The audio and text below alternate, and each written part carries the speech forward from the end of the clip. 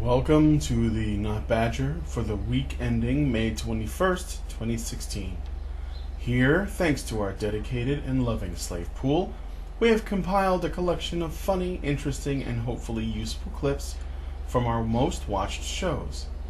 Please feel free to rummage through our shit like Dr. Sadler from Jurassic Park so you can try to find out what we've eaten while pulling out the useful bits. We begin our journey with J-Lo trying to rescue her career by jumping on the bandwagon in the raging number 34, Mummified Cat Skeletons. Hey Jenny, can I fuck you in the mouth? I'm tired and I've been working all day. Answer the question! Alright, I'll do the Allison version. Is that all you have to say for yourself? No! Really? Yes. Your children are malnourished and underappreciated. You should look after them. I'm tired and I've been working all day. On the Butyrate contract, yes! I can tell by the logo on your jacket there. The product placement is the lipstick on your collar, darling. You've been trying on clothes all day and you call it working. Human rights are women's rights, and women's rights are human rights once and for all. Just one thing. I really fucking love that kind of big sister announcer voice that you'd see in, like, I don't know, 1984, except the female, like, version of it, big sister instead of big brother. And it happens to sound an awful lot like Hillary. Maybe it's just me, I don't know. Or maybe it's not a coincidence at all, eh? Would I be jumping the gun slightly on the old assumptions game if I suspected this video of being a veiled endorsement of not just a clothing company but also the Clinton campaign? It's our time. And also, what the fuck job does this woman have? Is she an anchor? A news anchor? In which case, why was she working all day? Usually they come in for, like, a certain amount of time, do their job, and why would she go? Actually, you know what? In addition, why would she go out? Like, knowing that she's going on the camera to announce something, one presumes, why would she go out to make that phone call in the pouring rain, thus making everybody else's job more difficult for what? Just to be more dramatic and downtrodden? Well, I don't really feel for you, lady. I feel more for the makeup artist and the person who has to deal with your wet hair and clothes. Or the fact that you're completely in an unprofessional state right now. Why wouldn't you just use a phone in the break room? Like, why trounce out into the middle of a downpour to use a public phone? And who has those anymore? I don't even remember the last time I saw one. Can't you use your fucking handheld phone? Or do you not have one? Let me guess, your partner made you pawn it for some form of recreational drug. Colombian wife-beating powder, perhaps. That's part of the assumptions game. Yeah, I think that's the next level. The presumptions game. He's a man, so he's a bad person. And he's a bad person, so he must be a drug user. And he's a drug user, so he must be a bad person. Yeah, and by drug user, I don't mean those perfectly safe, legal, over-the-counter drugs that you people dig into every day like a truffle pig. No, that's just you being a victim. But if the only thing that keeps you from killing yourself is a plant the government made illegal, then you're a bad person, and you should be shamed and ostracized. That will obviously help the situation. What's that? You drink caffeine every day? Oh, perfectly normal. What's that? You smoke weed every day? Oh, you're an addict. You need help. You were obviously abused as a child. Just fuck you. Nasty pieces of shit. Not sure how we got on this tangent, but yeah. Little wonder that, drug users are disproportionately drawn to countercultures like the manosphere. You think it's surprising that people will assume you're a violent criminal if you advocate for the rights of the wrong humans? People will assume you're a violent criminal if you indulge in the wrong early morning pick-me-up. Yeah, we're no strangers to this kind of tribalistic micromanagement. You will actually start a culture war over the way you eat a boiled egg. You are cultural Lilliputians. And also, what if the roles were reversed? And what if he was the one bringing out the roast that he had cooked? And he was the one staying at home. You know what you would call him? You would call him a parasite. You would say he should have a job and be supporting her. That's what you would say. Would you actually marry a man who stayed at home? And if you did marry a man, Jennifer Lopez, if you did marry a man who would stay at home, or who did stay at home for you, would you respect him? And if the answer to that is you would never pay for a man to stay at home, and if you did end up in that circumstance, you wouldn't respect him, then what the fuck is this? What is this? You tell me how you would view a man in this circumstance. A man who is scrubbing the floors, a man who is making the food, the man who is keeping the house tidy and everybody fed. You would still call him a parasite. You would call him a scrub, a deadbeat. Your ass deserves to be paid for, doesn't it? Well, okay. That's really nice. You seem to have a revolution of scrubs, parasites, and deadbeats here. Because, what's good for the gander is good for the goose.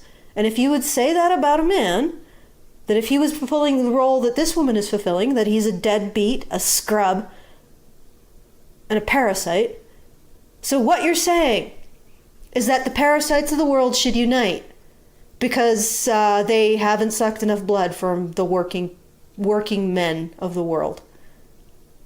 Let's get to work on time. Oh yeah, yeah, yeah. No more playing video games. Oh yeah, yeah, yeah. No more playing video games. You truly are a poet, Jenny. What's the underlying symbolism of the line, no more playing video games? I really hope there's some symbolism in there, Jenny. Otherwise, it isn't really poetry. It's authoritarian instruction set to verse. It's like I was listening to a song and suddenly I'm reading the Quran. So I'm guessing that's an allusion to a man staying at home playing video games or having the time to have leisure activities. You got to get at work on time, so now she's got her list of things that he has to do. I'm sure he's already doing them. I'm sure that he only uses video games to unwind after work since he's obviously working. What? Like I said, I guess it all comes back to that one maxim. The man is always taking advantage of the woman. The man is always wrong. Woman, you should die alone. We used to be crazy in love. Can we go back to how it was? We used to be crazy in love. Can't we go back to how it was? Do you not hear how weird it is to put that lyric after I Ain't Your Mama?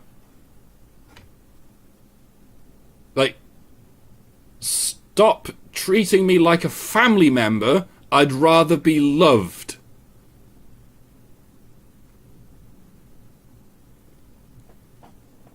Jenny, see me, I'm an adult. Yeah? If I treat someone like my mother, it's because I love them as an equal. Because I love my mother. Jenny, what's up, baby? What's going on in there? Open up for me now. Come on now. When did you get too comfortable? Who are you really angry about, Jenny? Using evocative imagery to hypnotise your audience of divvies into supporting your foul scheme of narcissistic self-aggrandizement. I won't hear of it. Silence, you slippery succubus, you siren of false hopes and dashed dreams. You have little possibility of achieving anything that you set out to do, therefore you should just stop and declare the whole enterprise a failure. Why, this whole debacle reminds me of when that bampot cousin Albert insisted he could be a ballet dancer, and we told him in no uncertain terms that he would never be able to pursue that balmy fairy's purse of a dream of his. And then when he didn't listen, we broke his kneecaps for his own good. You believing you have any chance of doing anything is a lie. A grotty, manky lie. No one will ever be able to do this thing you've set out to do. Don't you forget it for 1 second.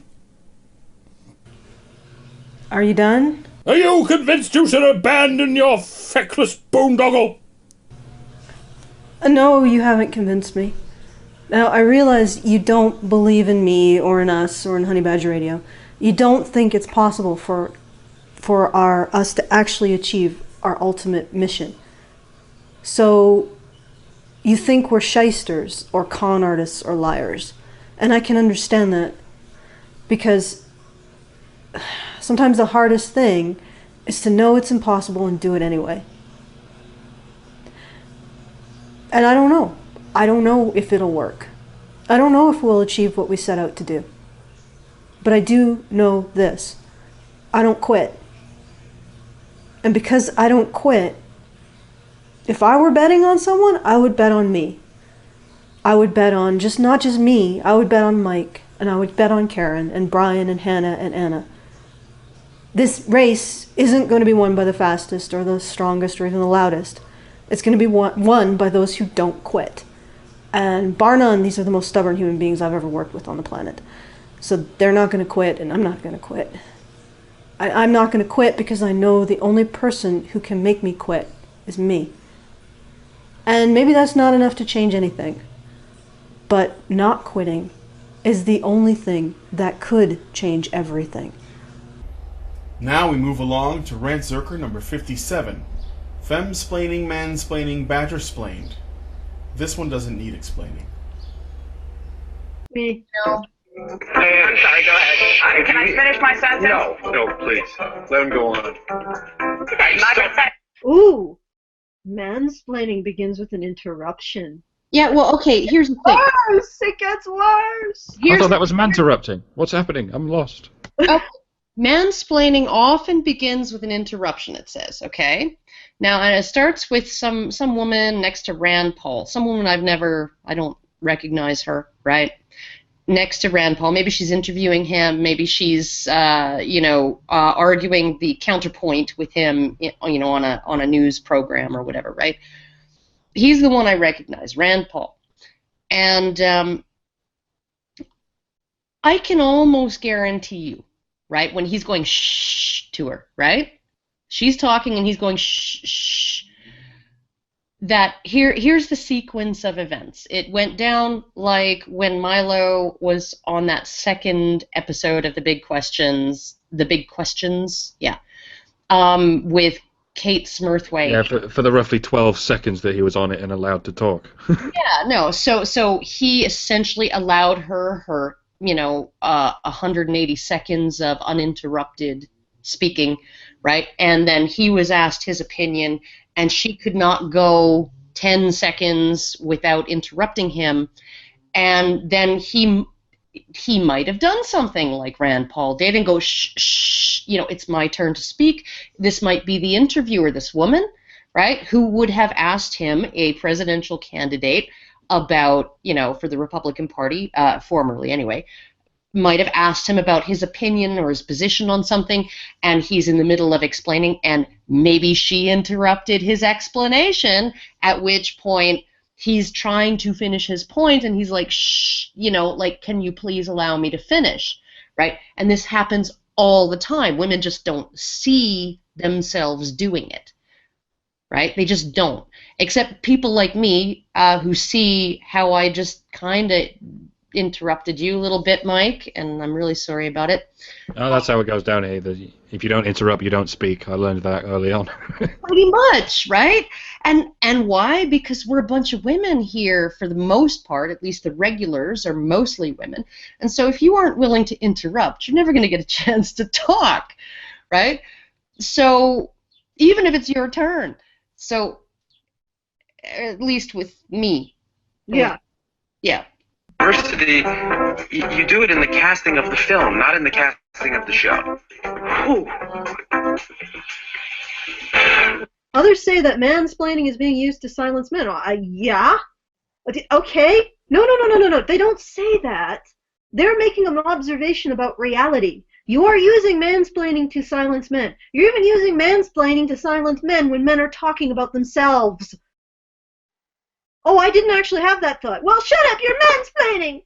You're just as bad as I think you are, because I can see inside your fucking head, and I know. I can infer from this random sequence of, this jumbled sequence of actions and things that you've said, I can infer what you actually think. And it's not called man lying. It's not called man failing. It's not called man getting it wrong. Apparently that's not an epidemic problem. It's when men explain something to you and they're right about it. That's what needs to be clamped down. Mansplaining is used in other more nefarious ways, frankly, to silence people, to basically... Ooh, I like this woman. She's intelligent.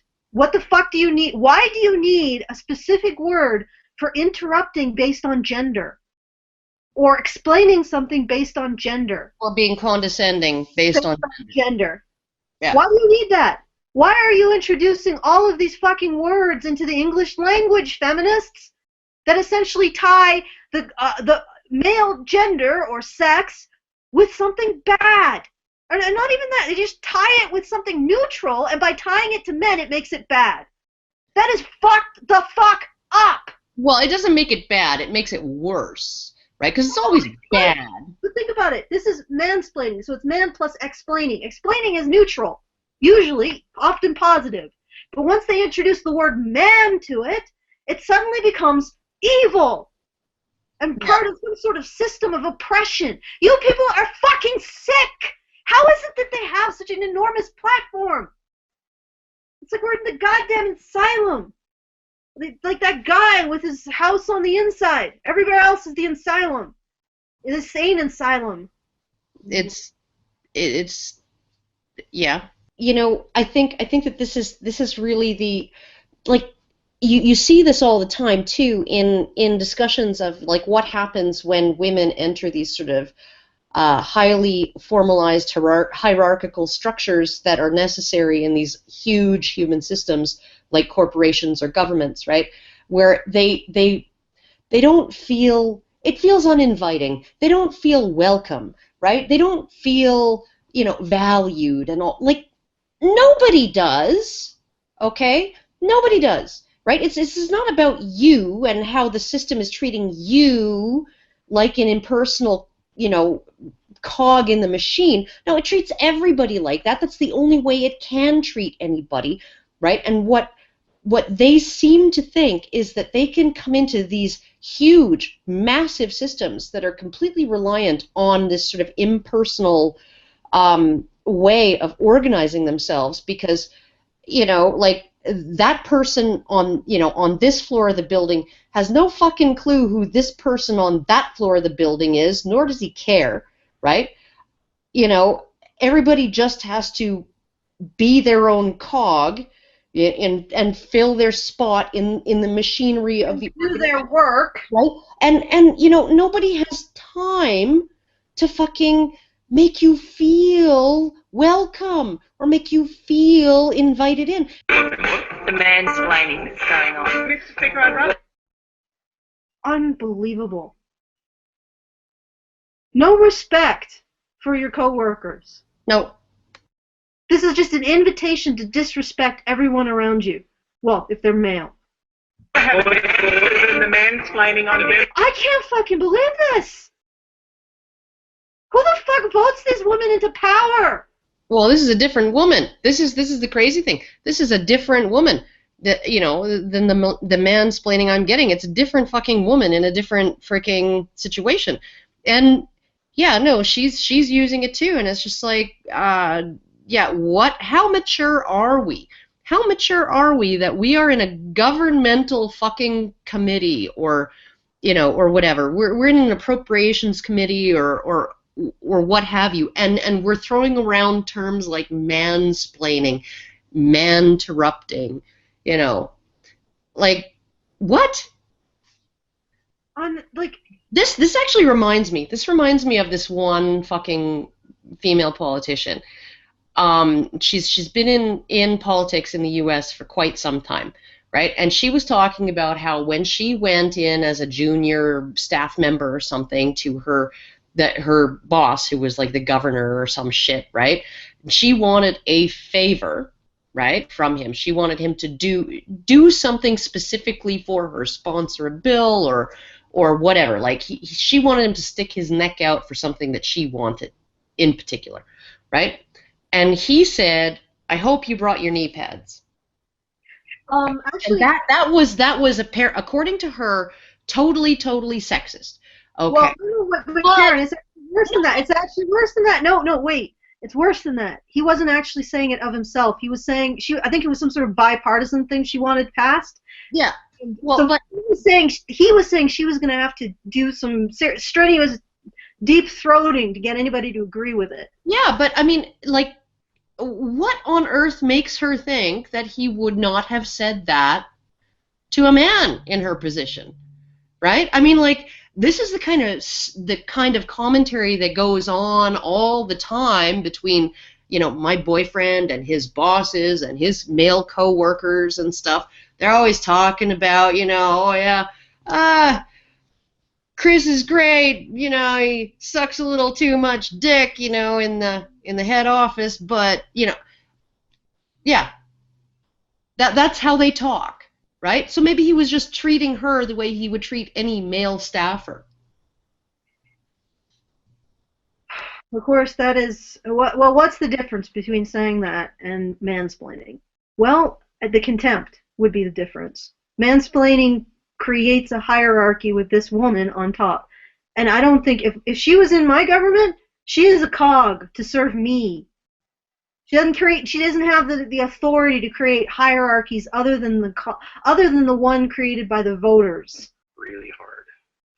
It is. Thank you. Ow! Oh, come on. If you would just Don't. try to sleeping. Oh, Jesus Christ. I'm not going to go any further because I don't want to. Yeah, no, that's all there is. That's all there is. They Just, go to kiss. His head bumps the nail. She's like, ow, and he's like, oh, come on, and she's like, don't even try.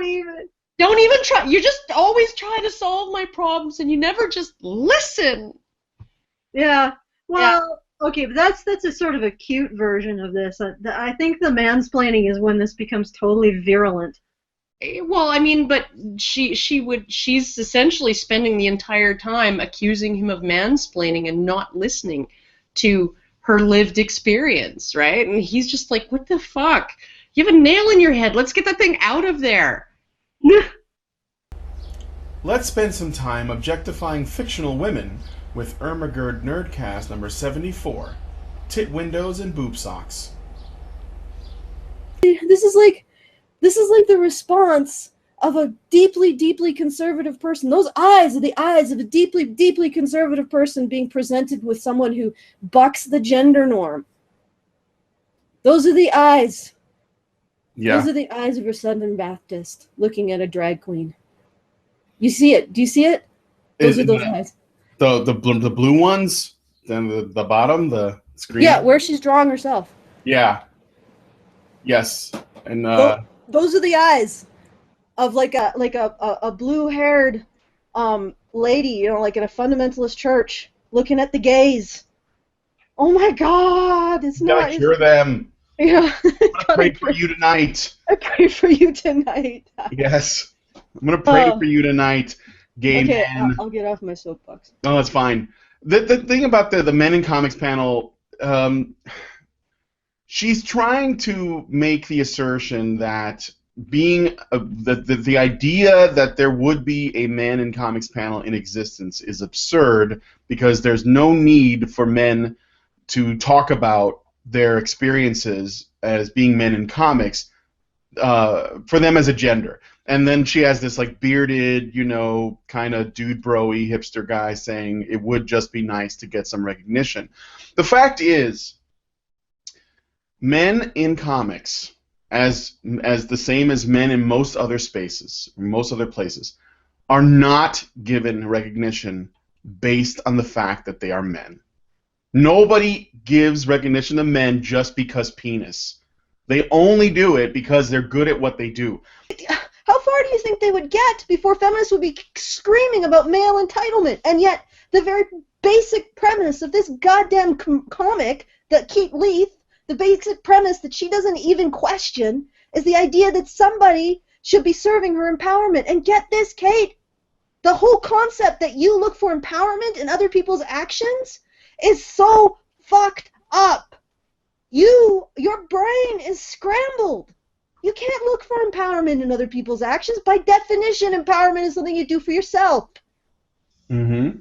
Men cannot empower you. I'm just flashing back to those eyes, those huge eyes at the thought of men doing something other than Kate's expected gender role for them, which is to provide for her, to be strong for her. Oh my God, men can be victims too. My world is crashing down around me. And the thing is that if you look at it from Kate's point of view, if her world crashes around her whenever she sees men's vulnerability, and I'm talking about those huge eyes in her spooky comic. Remember that, Brian? Yeah, I put them up on the page. Yeah. Those huge eyes at the thought that men could be vulnerable or men could be victims. It's like, my world is crashing around me. Men are shirking their gender role. Oh my God. And it's like you look at that and you're like, think about the mentality behind that. Who gets scared? I mean, basically, Kate Leith, the foundations, the pillars of her world are men. Kate Leith thinks that men can empower her. Kate Leith can't stand the sight of a vulnerable man or the idea that men might be victims of presentation, whether or not they are irrelevant, but that men might be victims of how they are presented in media. Just blows her fucking mind.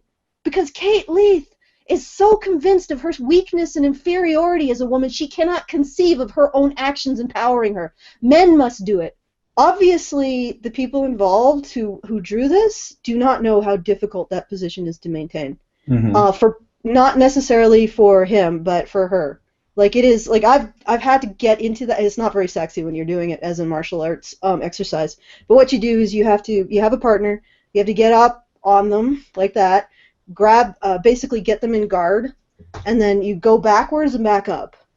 It is fucking hard. It's fucking hard to just even stay on him, on your partner like that. Mm-hmm. So it's like, to me, that is like the least sexy, least comfortable thing possible. It's fucking hard. Yeah, it's fucking hard. Like it is, and you can't really move in a way that is conducive towards any kind of pleasurable sexual activity when you're in that position. I guess the idea is that he's that strong, but then she would also have to be incredibly strong too. But yeah, anyway, that's my. They only did that for like a moment, and then they got tired and fell in the bed. Yeah. And this is just like that moment in time, so. Yeah, because I've actually had to do that, like, because the martial arts that I had, often I was the only woman. I'd actually have to be the guy in that scenario too, and that was not that bad, but it was still pretty hard. Mm-hmm. And I got laughed at. Whatever it was, like a pairing with a guy and a girl, we would get laughed at. Oh no! You know what? She's sitting on the. Oh, but right. Okay, never mind. No, wait. She's sitting. Oh no, you're right. She's sitting right here. They should have like made a little shadow or something, but yeah, that doesn't translate. Okay, and this then, is crap. but she's not sitting on this panel, so I guess it's irrelevant. What she's trying to say is that a lot of these girls are too young and their eyes are too I don't know, like they're just too soft and delicate that they can't handle sexualized imagery because they're only 12. OMG.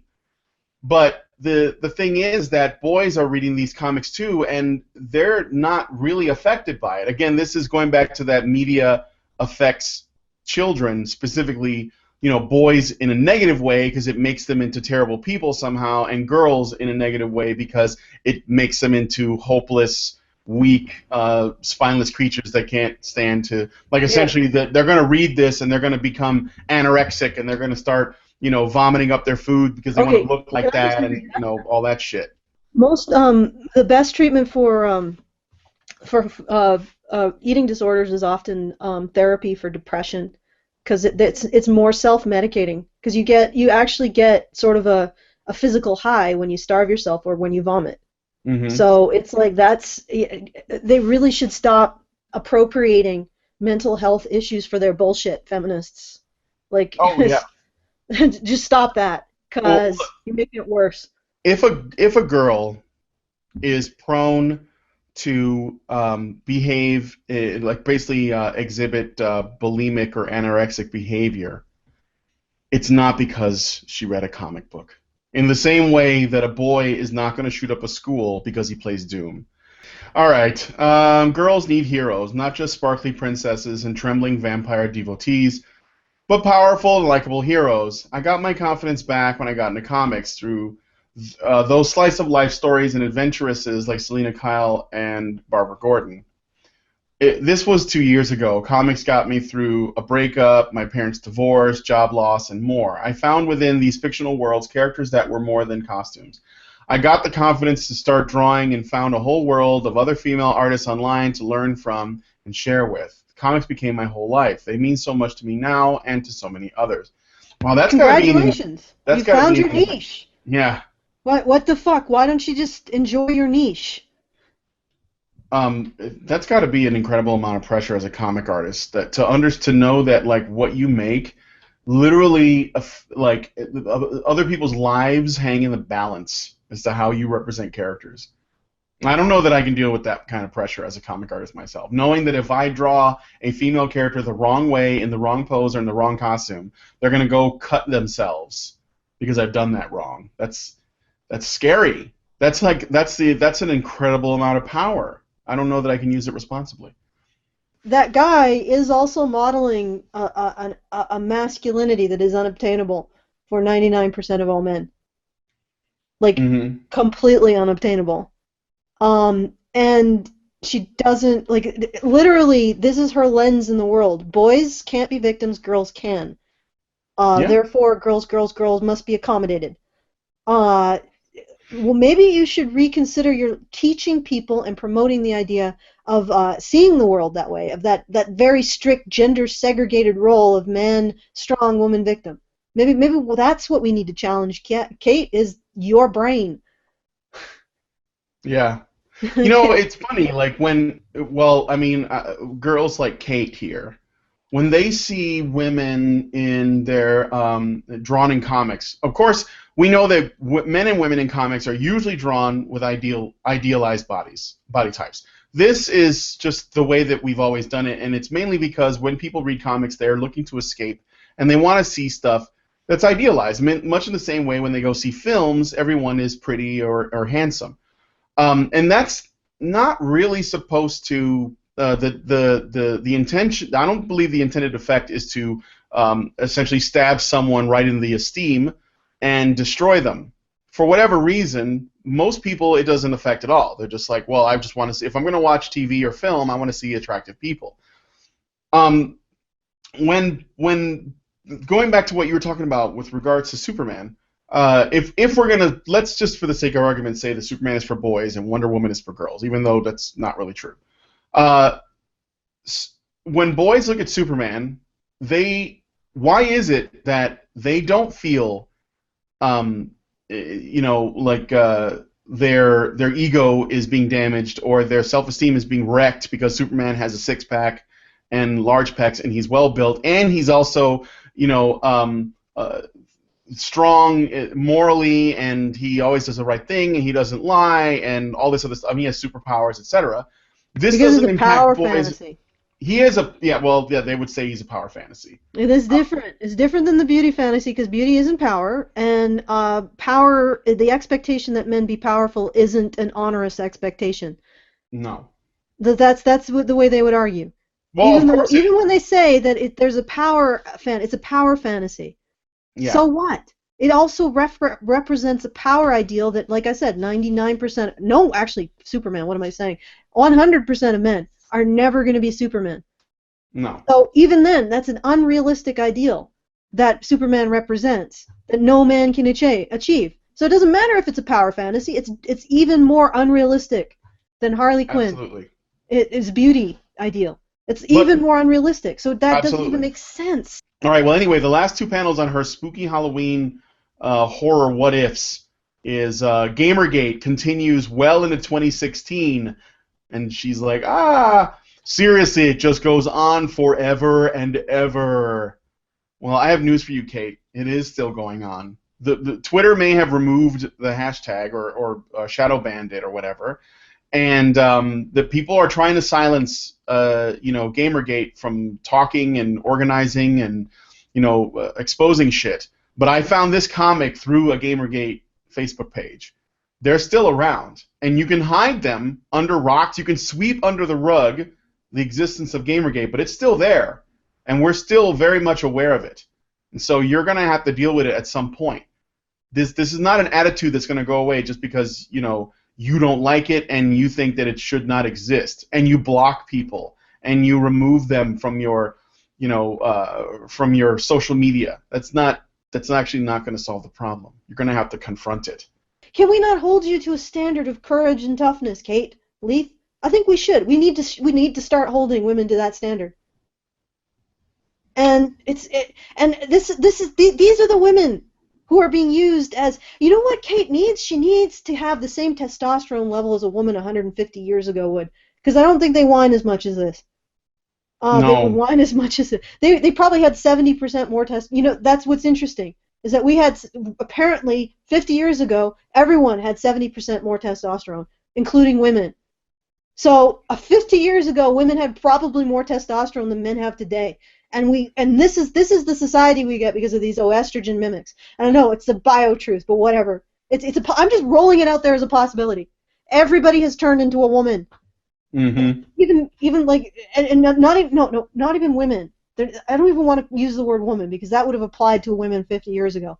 Everybody has turned into a 3-year-old girl in our society. That explains everything. Mm-hmm. It explains fucking everything. Doesn't explain the goddamn fucking compressor turning on every time I have a radio show, but explains everything else. The way that they treat, the way that people behave and talk to each other within the industry now makes me ashamed that I want to be involved in the industry.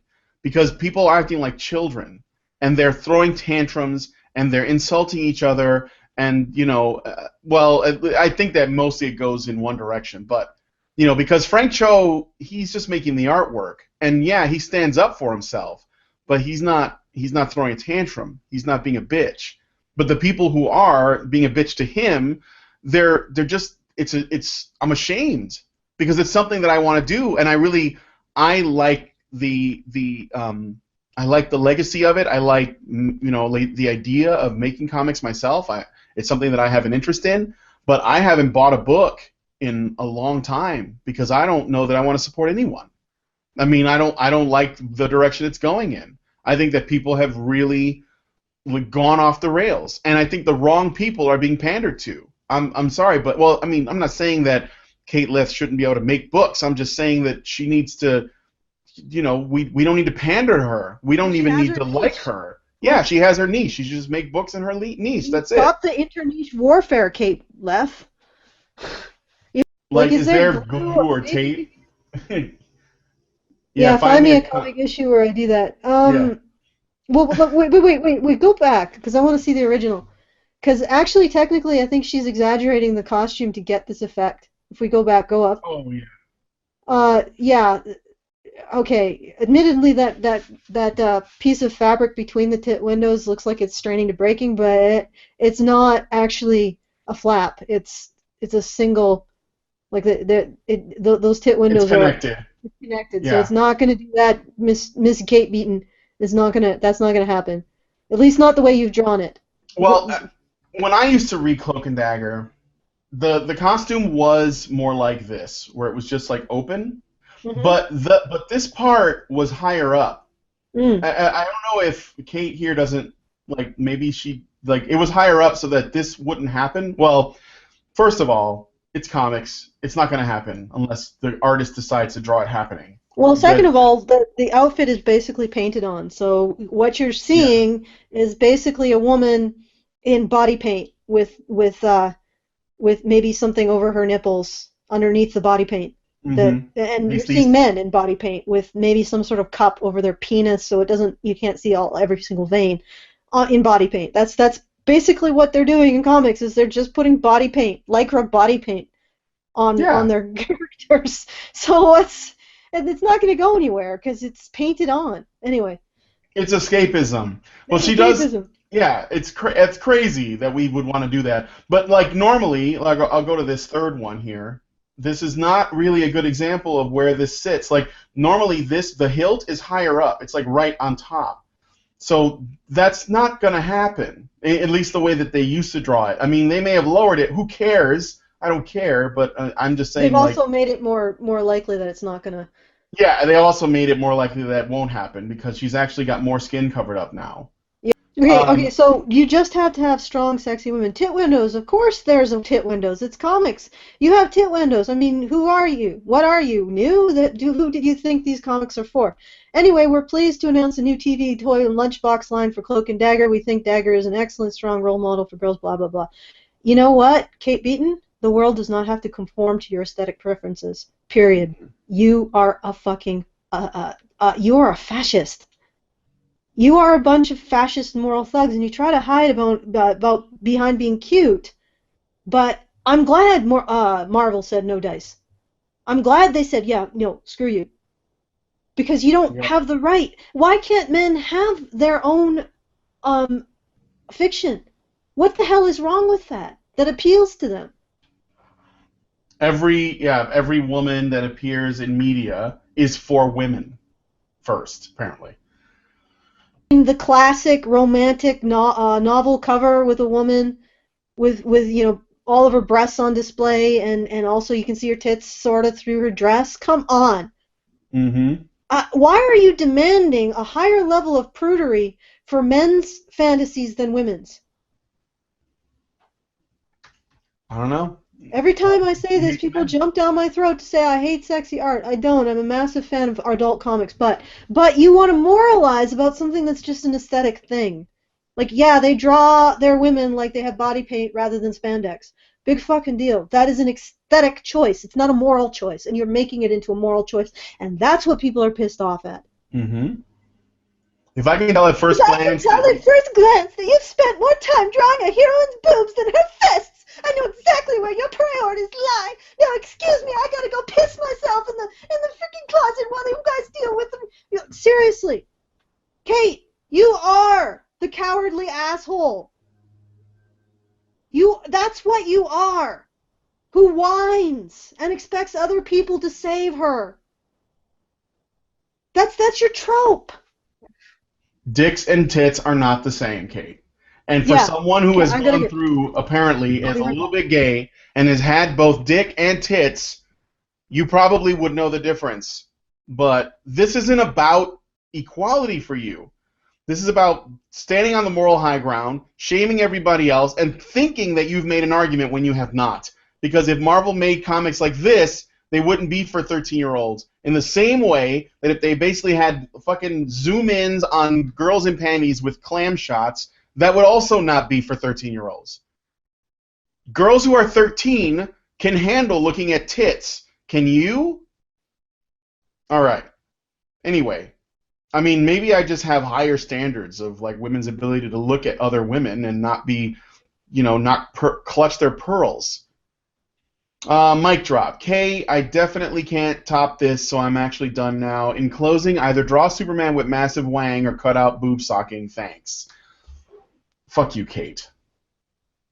You could have came on the show and like maybe been educated about the differences between primary sexual organs and secondary sexual organs. But instead, you want to stand there in your little echo chamber and talk about compare. You want to compare obvious like genitals, like you want to compare sexual reproductive organs to secondary reproductive organs and say that they are the same. Yeah. This is Kate Leth's Twitter. She has me blocked, so I can't. Oh my God. Anyway, this is You know what? I'm going to. No, you are comparing apples and oranges. I'm a little bit like I had to run and get my frickin' cord, but you are comparing apples to oranges. Penises and vulvas are not boobs and pecs. Despite the fact that I've said that they're a thug, they're also cowards. Because I'm going to say something about Kate and I'm going to actually judge. I'm going to use my strong female role model for Kate Leth and Kate Beaton. Okay, do I think they can throw a punch? No. Do I think that they know how to fight out of a choke? No. Do I think that they can actually use a rifle? No. And even more importantly, do I think that they can keep the eye on the ball when everything's going to shit? No. They're going to be the ones who are whining and complaining. They are the irritating cowards who always get eaten by the T-Rex. Because they're the ones who are going to be whining and complaining when the shit hits the fan. Because all they do is see themselves as victims. That's it. These are terrible female role models for girls. Terrible. And yet we let them, and our society lets them take center stage. And our society lets them take center stage because they are terrible role models. Because our society finds girls more useful on their fucking knees. Yeah. Okay. DeviantArt has suspended my account for a drawing of Mrs. Marvel as a 20-year-old. What fuck the? Can this get more stupid? The works listed below have been removed by staff due to a violation of DeviantArt policy or because its theme or content was judged unacceptable. Your DeviantArt submissions must obey certain guidelines and restrictions. If you are uncertain why the submission was removed, or if you have any questions or believe that this removal to be an error, please contact the DeviantArt help desk. Okay, just for some context, Ku. I'll just use Ku because I'm not going to be able to pronounce the rest of his name. Created or did a drawing of Miss Marvel at 13, or 16, sorry, which was partially naked, and people complained. And they complained following his nomination for a Hugo Award for his drawing of Vivian and the Sad Puppies. And they complained, and I think he got that pulled, or he had his advertising revenue through Project Wonderful pulled. Mm-hmm. Because people were offended by that 16-year-old partially naked girl. And then he redrew her, and he said, this is her at 20 years old. So he very clearly labeled this particular woman. You could see, physically different, that she looks a lot more mature, although at 16 she wasn't really not mature, but anyway, she obviously is well over the age of puberty in his second drawing. And that drawing got pulled. And essentially what this is those moral marauders like Kate Beaton and Kate Leff have decided that Ku they're basically targeting Ku, and they're going to harass him off the internet because he's drawn something that they don't approve of. This is their end goal. Their end goal is complete and utter supremacy. Of course, what's interesting about barbarians is that when they end up taking over an empire, what they end up doing is destroying, pissing on everything, raping everything. This is what the feminists are going to do. They're going to just destroy everything, rape everything, piss all over everything, and then they're going to leave a smoking crater and eventually kill each other. Because that's what happens when marauders take over an empire. They don't know how to fucking run an empire. All they know how to do is maraud. So they just keep marauding, and they just keep schisming. So once the empire is taken over, Marauder Tribe A starts fighting Marauder Tribe B over some sort of minuscule slight that happened 20 years ago. And then when Marauder Tribe A kills Marauder Tribe B, Marauder Tribe A splits down the middle and becomes A1 and A2, and they fight over some stupid slight until everybody's fucking dead. That's what feminist marauders, moral marauders will end up doing. They'll take over a community, they will piss and rape and destroy everything in it, and then they will piss on and rape and destroy each other. And then all that's left is a fucking black crater. And the only thing that is going to stop these women, the only thing, is men's rights. The weapon that these women use is, of course, women's victimhood. The only cure to an asymmetrical, so they present women as unique victims of shit. Often shit that is just a human issue, like harassment on the internet, like rape, like domestic violence. They present women as unique victims of it. And they use that as a moral bludgeon to get what they want. But if you have context, they can't use it as a moral bludgeon. Because there's a fundamental difference in our mind, and it's unfortunate, but it's true about human beings, between saying women are victims of this subculture because they're women, and saying this subculture is sort of rough around the edges and it victimizes men and women. The second statement it can't be used as a moral bludgeon. It just can't. It's too much, it puts us into our rational state too much.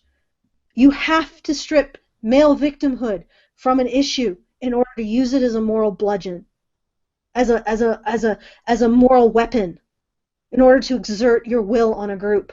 As soon as male victimhood's in the picture, we're immediately more rational about the issue. So, men's rights, men's vulnerabilities, men's victimhood will totally tame these savage barbarians. Well, it won't tame them, but it'll take their weapons away.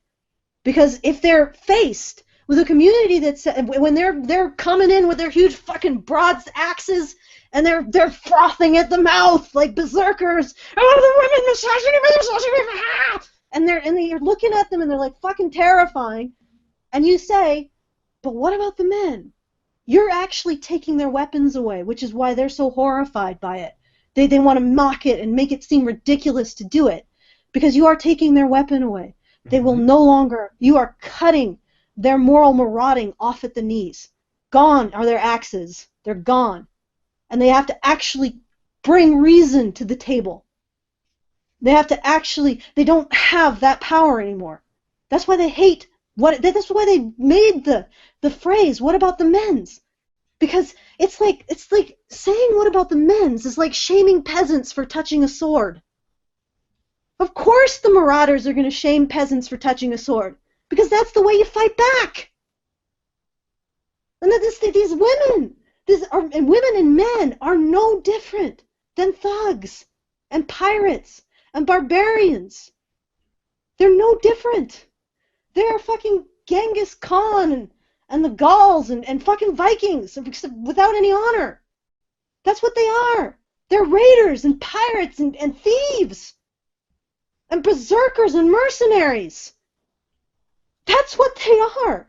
And of course they're going to tell you, you peasants, you don't touch those weapons. You don't, no, what about the men's? It's ridiculous. You should be ashamed to say that. Of course they're going to do that. Because they don't want you to be able to effectively fight back. And men's rights is the context that takes their weapons away. I mean, you throw that up and it's gone. David Jaffe returns, and this time we have a Karen. Fireside Chat number 32, David Jaffe, Champion Edition. I think that's great, but it doesn't mean that all women want to be in that role, and it doesn't mean that there's enough of a reflection of other roles that they could be in that is out there in the world, and I think that's what I was responding to, that feels bad to me. I would agree with that. I would say, part of your opinion is also going to be informed by something you said earlier when you said, well, it's just me, it's just my opinion, like the heroic role is, you go off and you have adventures and it's like all kinds of fun and, and it's more exciting and so to you, that is that's the role you would rather be in, I guess, or you would identify with more, right? Correct. So,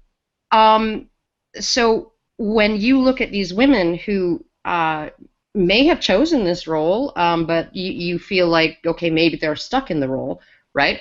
You're looking at them as losing out on something, right? Something that that appeals to you, right? And I think that this is one of the things that men have a very, very difficult time grasping, right? And I still remember there was this one guy I was in a big discussion with, and he said, my father and my grandfather and my uncles all went off to war, right?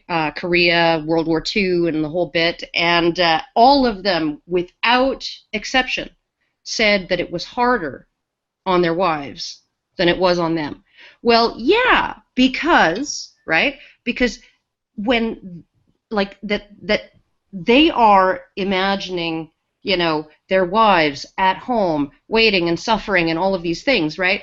And their wives are imagining them on the battle lines, suffering and getting injured and being terrified and scared and all of these things.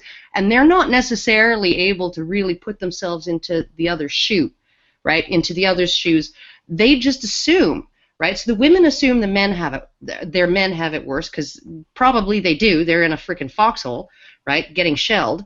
Right? The men, in the meantime, are assuming that their wives have it worse, and it's almost like they're imagining, if my wife was here with, suffering what I'm suffering right now, it would be just so much worse for her, right? And all of this. So I think that there's this disconnect in how each side maybe imagines what the other is actually thinking, feeling, and experiencing, right? And Like the disconnect usually tends more towards men assuming more vulnerability on behalf of women than is really, really maybe appropriate or rational.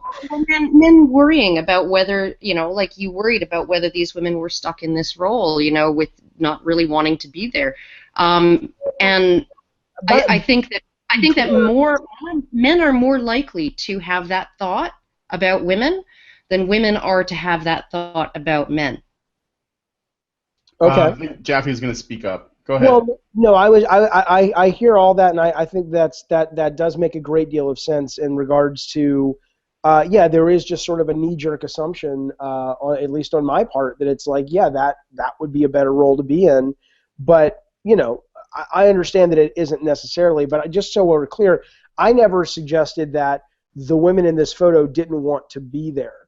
I didn't think they were like, they're now. Do I think 1 out of 5 of them could have been like, well, I'm going along to get along. My girlfriends wanted to do this. This is what my date wanted to do. Fuck it, I'll do it. Sure, that's probable mathematically. I mean, there's a 20% chance at least, right, that one of them.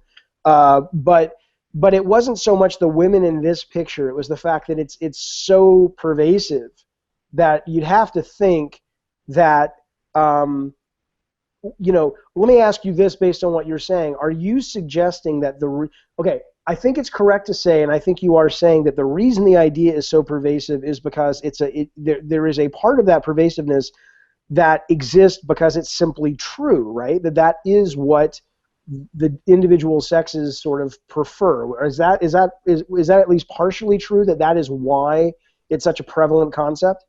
It's about 17% of women have more masculine psychology, and 17% of men have a more psychology that leans toward the feminine. But right? is that? But when you say masculine, I mean, does that when you categorize masculine psychology, are you saying that ties into this image in that there are 17% of the women in the world that would want to be the superhero and not the support? Quite possibly. Possibly, and 17% of the men who would rather be nurses or stay-at-home dads, or would like to work in a kindergarten or at a daycare or whatever, right? But what my concern is that when you're actually essentially throwing millions of dollars at the wall, hoping that it sticks, and what do you mean? You mean like making a movie or something?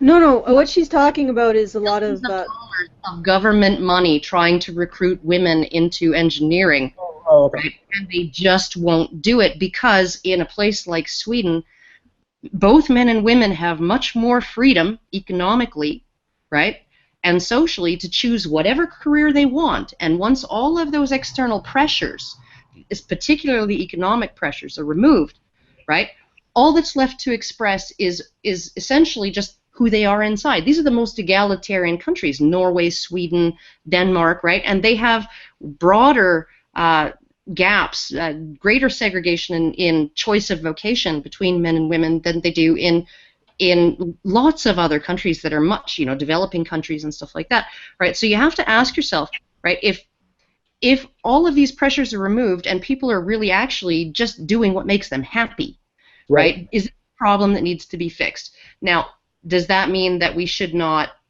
present images in media of women doing things that outlier women do and men doing things that outlier men do? I think that we should have more. I think that in terms of elementary school teaching and daycare workers and nursing and things like that, there are a lot of men who don't go into that, not because they don't want to, but because people look at them funny when they do, right? Yeah. And they don't look at them funny as in, girls aren't supposed to be good at math, so what are you doing in this engineering class? No, it's like, do you just want to like work in a daycare so you can touch children inappropriately, right? Yeah.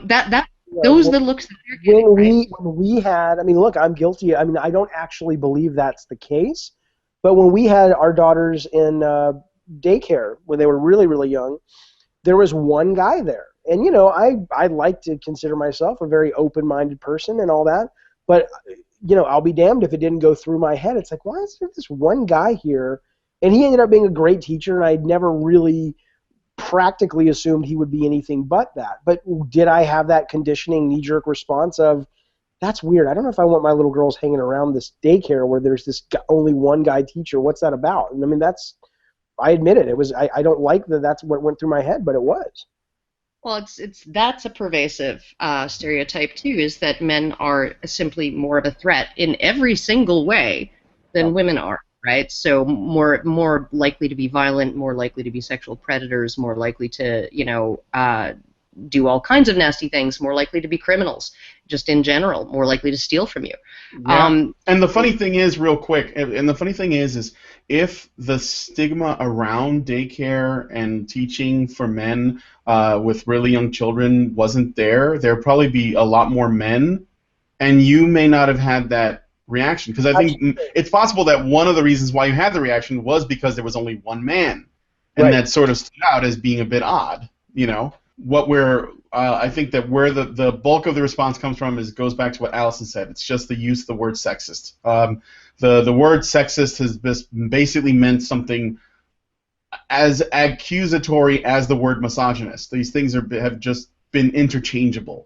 It's become a weapon. Yeah, so when you say sexist, that's like saying misogynist. Because typically when people, and I'm not saying this is how you applied it, this is just the way a lot of people are used to seeing it. Typically, when people see the word sexist or something that is seen as sexist, it's only being applied against women. So it's basically sexist against women. Then, hence, it is synonymous with misogynist. But I guess what you're really saying is just, well, these are just kind of,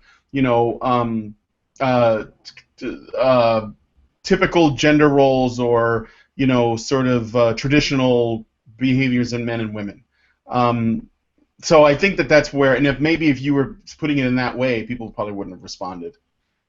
But then again, you were limited on characters, right? So, but that would be my thing. Characters. I do, and that's one of the things that, I don't care. I use Twitter the way I use Twitter, which I know is not the way it's supposed to be used. But I'll do 10 posts deep of just I'm going to just keep going and follow me if you can. But a lot of people do that. And the thing too is that everybody was knee jerking to me saying, I can't believe you want these kids expelled, and I didn't want the kids expelled, but that was the second part of a multi-thread tweet. String them up. If they would have read the previous one, it would have said, it's not as if and then that was my 140 character limit, and the next one was, want these kids expelled.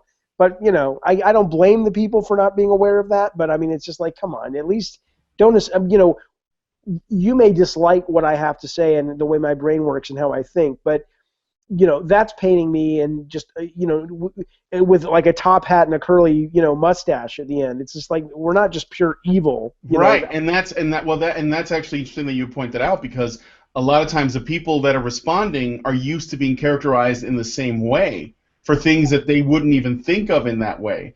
So there's a lot of people essentially trying to read your mind and who are reading into what they see, and maybe they're just not getting the whole story, sure. But they're also accustomed to getting that from other people that are trying to. This is this. I don't know what it is, but there's this thing where people want to try to interpret your intention or your motivation based on something you said, instead of trying to figure out what it is you really said.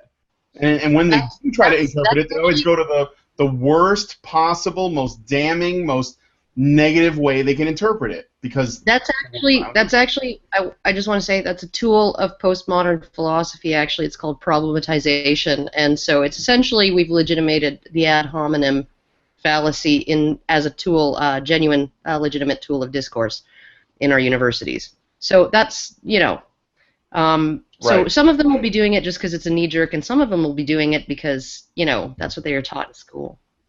Essentially, everybody's trying to hide something from you, so you got to figure out what they really mean, and it's always bad.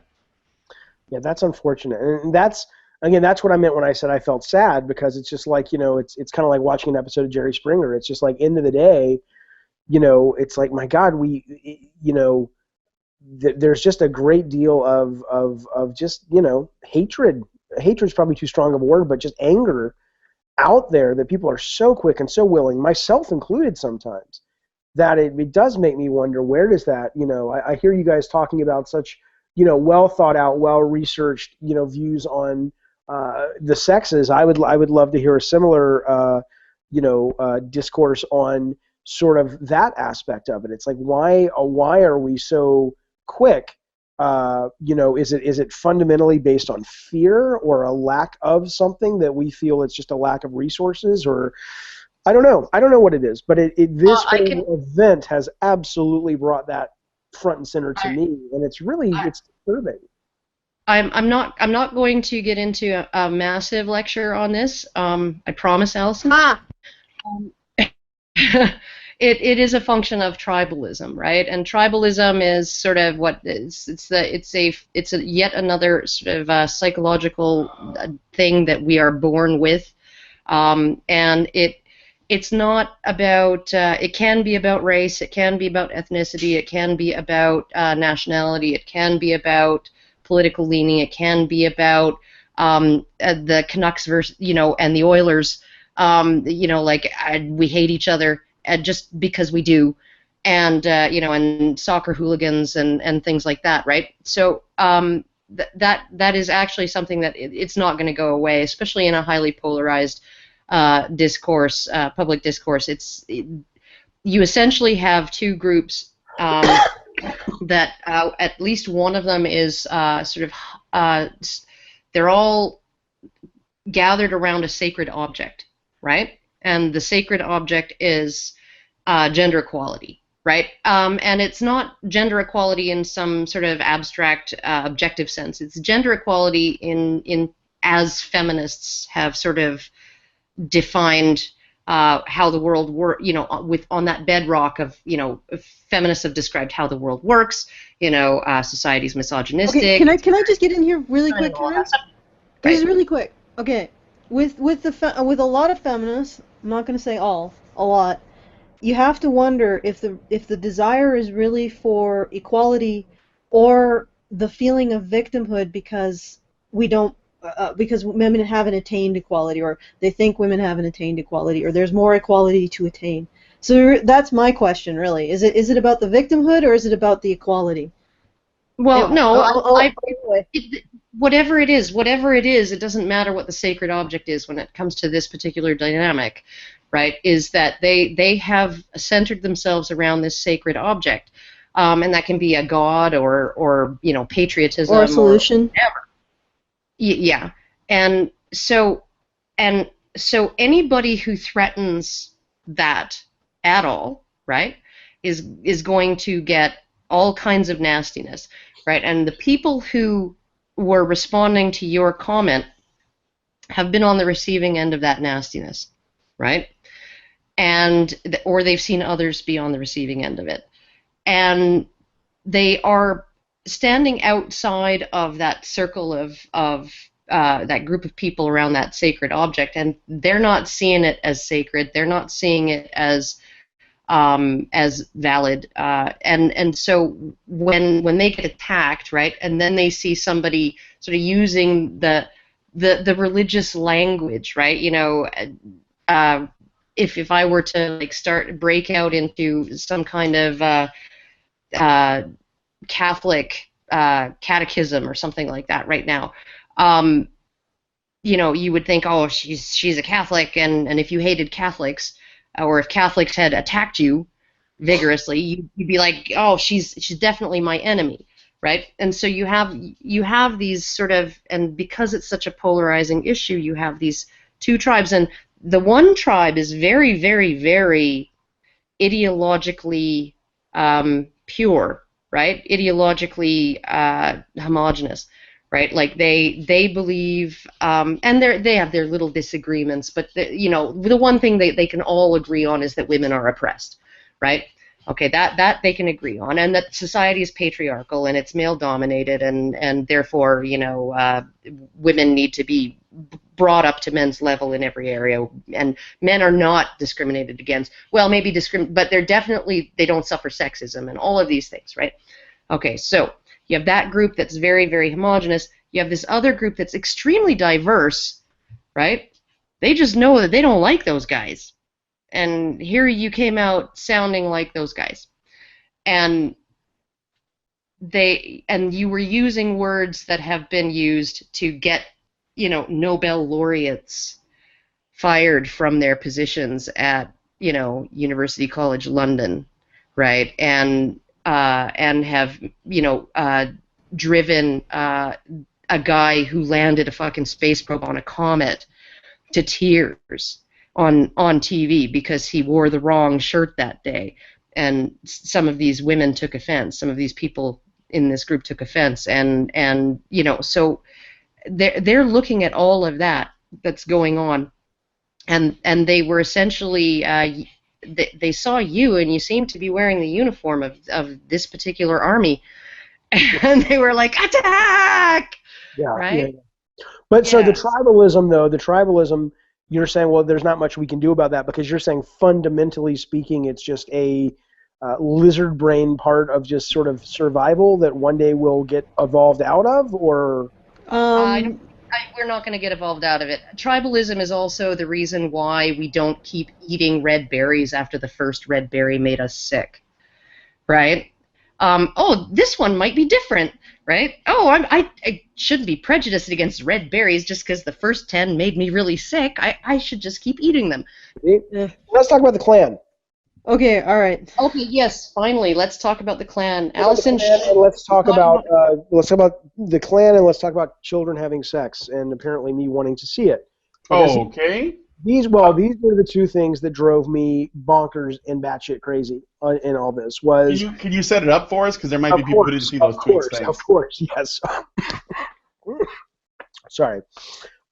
So on the Klan front, somebody had tweeted me regarding this prom photo. They had said, it's clearly not sexist because the people in the picture are smiling. And I intentionally reached for an incredibly inflammatory counter because it, to me, proved a point, which was I said, look, there are pictures where you see the Klan people, they're not in the sheets, but they're, dudes back in the civil rights era who are lynching black people, and you can find these on Google, and they're looking at the camera smiling. I'm like, that doesn't make it any less racist just because they're having a good time doing it.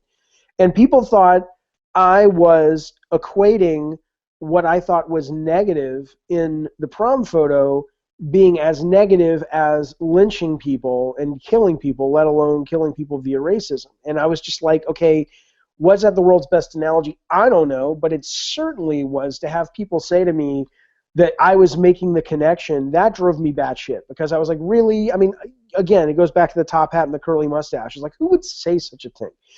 The other thing was about the kids. I was basically, when they were saying, you would prevent them from taking this photograph. And I said, no, I would never prevent anyone from taking this photograph. I said, frankly, and they were saying, you're just such a prude. I'm like, look, is what I said on your show last week, right? I said, look, I make games about people who have fights in giant buttholes. That's what I do. I am not a prude, okay? I'm a lot of things, but prude ain't one of them, okay? And so I said, look, I would have no problem if these kids took a picture of having consensual sex with each other on the fucking steps where they took this. I said that would, if I'm right and this is sexist, that would be better because it's a healthy thing that they're doing. And I didn't say I wanted to see that picture, but you would have thought I was opening up a magazine for kiddie porn by the way people hit me back when I said this. And I was like, that's so not the case. So I just wanted to bring it up, because I thought it was absurd and I wanted to get it out there because it irks me. Some of it makes me sad, like I said. This just pissed me off because it's just so inflammatory and it's so just the dregs of humanity, to bring something up that is not even close to what I said. Yeah, that's I've had that too, where I'll say something like, societies in the past, there were groups of people who did most of the earning but very little of the spending. You know what those people were called? And somebody would say, "Oh my God, you think that men are slaves?" I'm like, no, I think that you equating oppression to earning less without looking at who's doing the spending is erroneous. If you can come to the conclusion that slaves were privileged over their masters, like if you're applying that logic, and you can get to that conclusion, then obviously there's something flawed about your premises. And it had nothing to do with comparing one group or to slaves or anything like that. But they do, I mean, and I think it probably was the height of emotions that was going around. Yeah. Yeah, and also because I think the people who were attacking you were probably not like, they were probably pretty reasonable people. I don't think they were necessarily ideological. You just stepped into a situation where you were using terms in a way that made you look like the kinds of people who use those terms in order to establish a moral hierarchy with themselves on top, and to stigmatize and to and basically harass other people. Yeah. I mean, I can see why they would have gotten their buttons pushed. I took great offense to both of those things because I find them both abhorrent. So.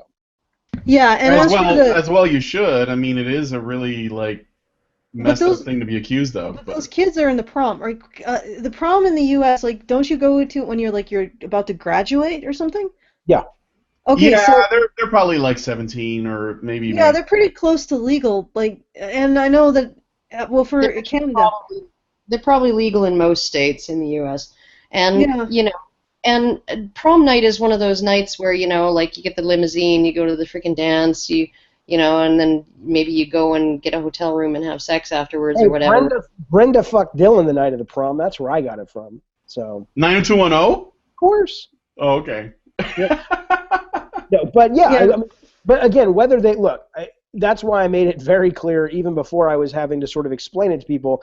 That I said consensual. It's like, if you're saying that there's something wrong with me because if I think you have a boyfriend and a girlfriend or a boyfriend, girlfriend who are 17 and they want to have sex, I don't give a shit about that. Good for you. Go have sex. Just be safe.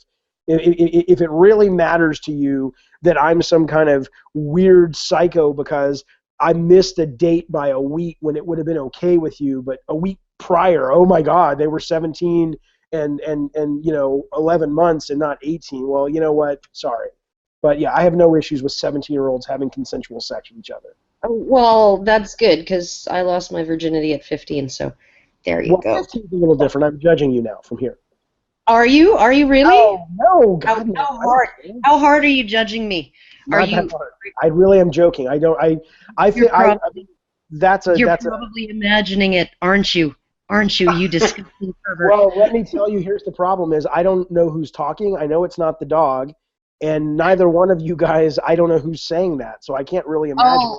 It's the only thing that's moving is the dog, so now I'm imagining it with the dog. Thanks very much for that. I appreciate it. You're welcome. I'm Karen, and well, no, but it doesn't say when you speak, your mic. I have no idea who's talking. I'm the face that's actually drawn. It's a piece of artwork. Okay. Yeah, I'm the photo.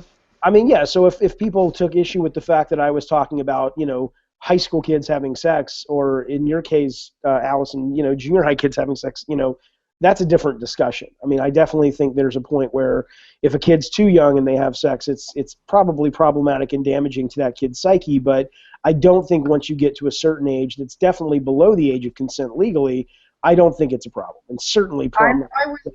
I just want to say it wasn't Allison. It was me, Karen, and also I was actually in high school. I was in high school at age 15. So. Well, there you go. So. Yeah. Well, here in Canada, the age of consent is 16. So I mean, no, it's hard. It's 14. It's 14 if it's with another minor, and it's 16 if it's with an adult. As far as it used to be 14 across the board.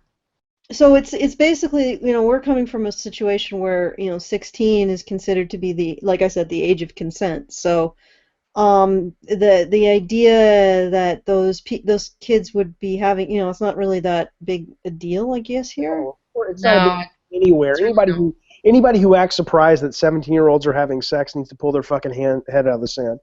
Well, I think the big difference. I don't think the big difference in Canada between Canada and the U.S. is the age of consent laws, which are actually static across the board. Every province has, we have a federal age of consent law.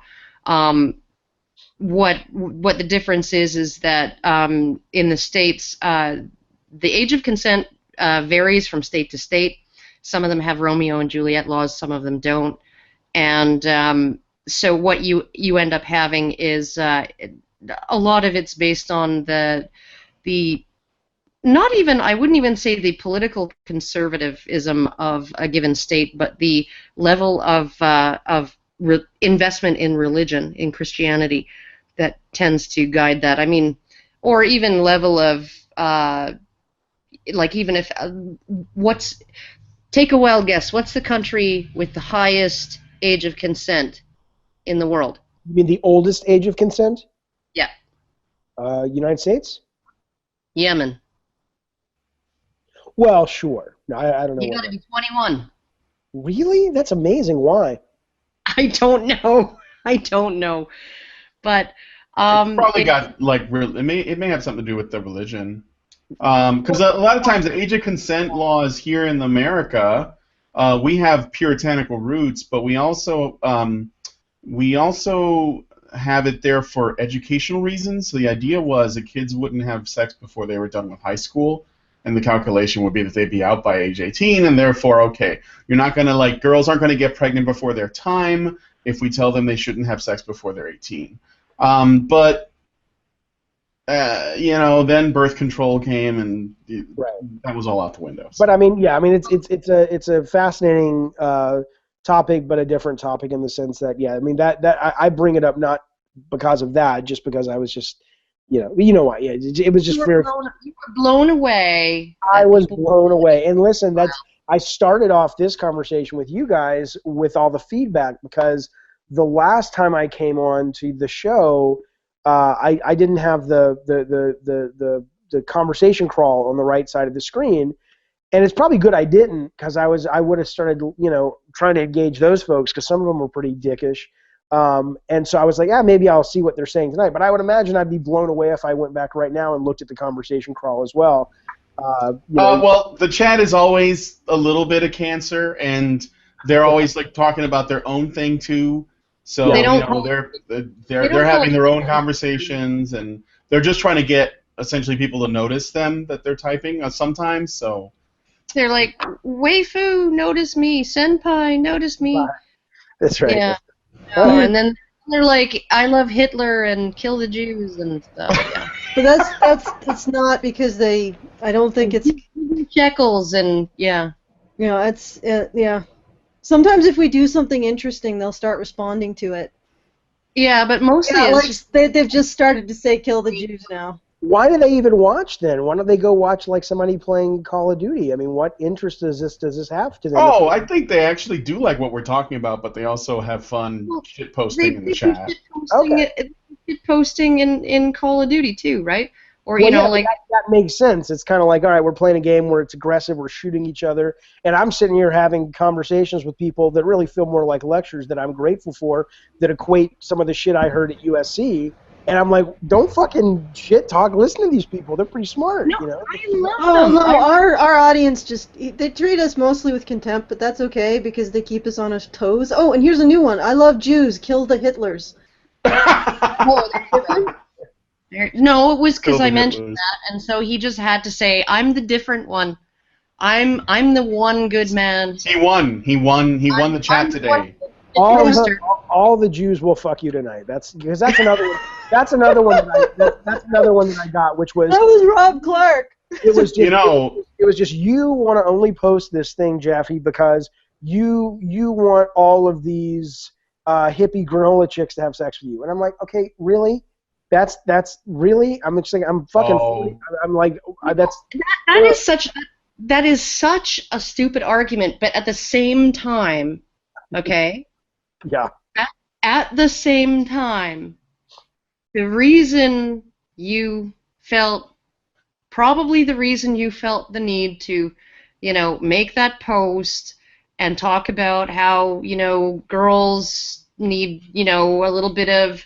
Maybe they need need the encouragement of at least being shown role models to help them on to bigger and better things and encourage them on their way and all of those things, right? Okay? All of those instincts that led you to do that, all of those feelings, right? That's all about getting laid. Or protecting his daughter, Getting laid. It's all about who got laid a million years ago and who didn't, and and all the way up the line. And you're gonna have to explain that one. I don't know. I mean, I totally hear you. I don't think what you're saying is like Crazy Town or anything. I get where you're coming from, but our personalities, right? Our personalities were like the innate part of our personalities, and that's anywhere from 60 to 80%. Okay. Evo Psych, this can take forever. Was shaped entirely on who got laid and who didn't, and whose children were successful enough to get laid themselves and whose weren't, right? So, it's not as simple as saying you're just doing that because you want to get laid. No, you're doing that because, like, that's what got all the other guys laid in the past, right? And they helped shape your personality because they, like you're the product of an unbroken line of successful absolutely. But right? Tell me. Okay, I hear what you're saying, but tell me.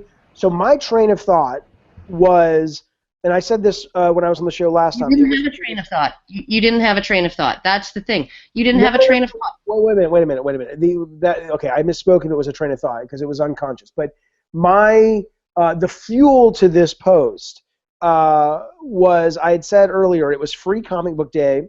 I had taken my daughters. I had seen my youngest daughter continually, as she's gotten older, look for comic book heroines that she can relate to. She only wants to play video games with me when it's the girl character.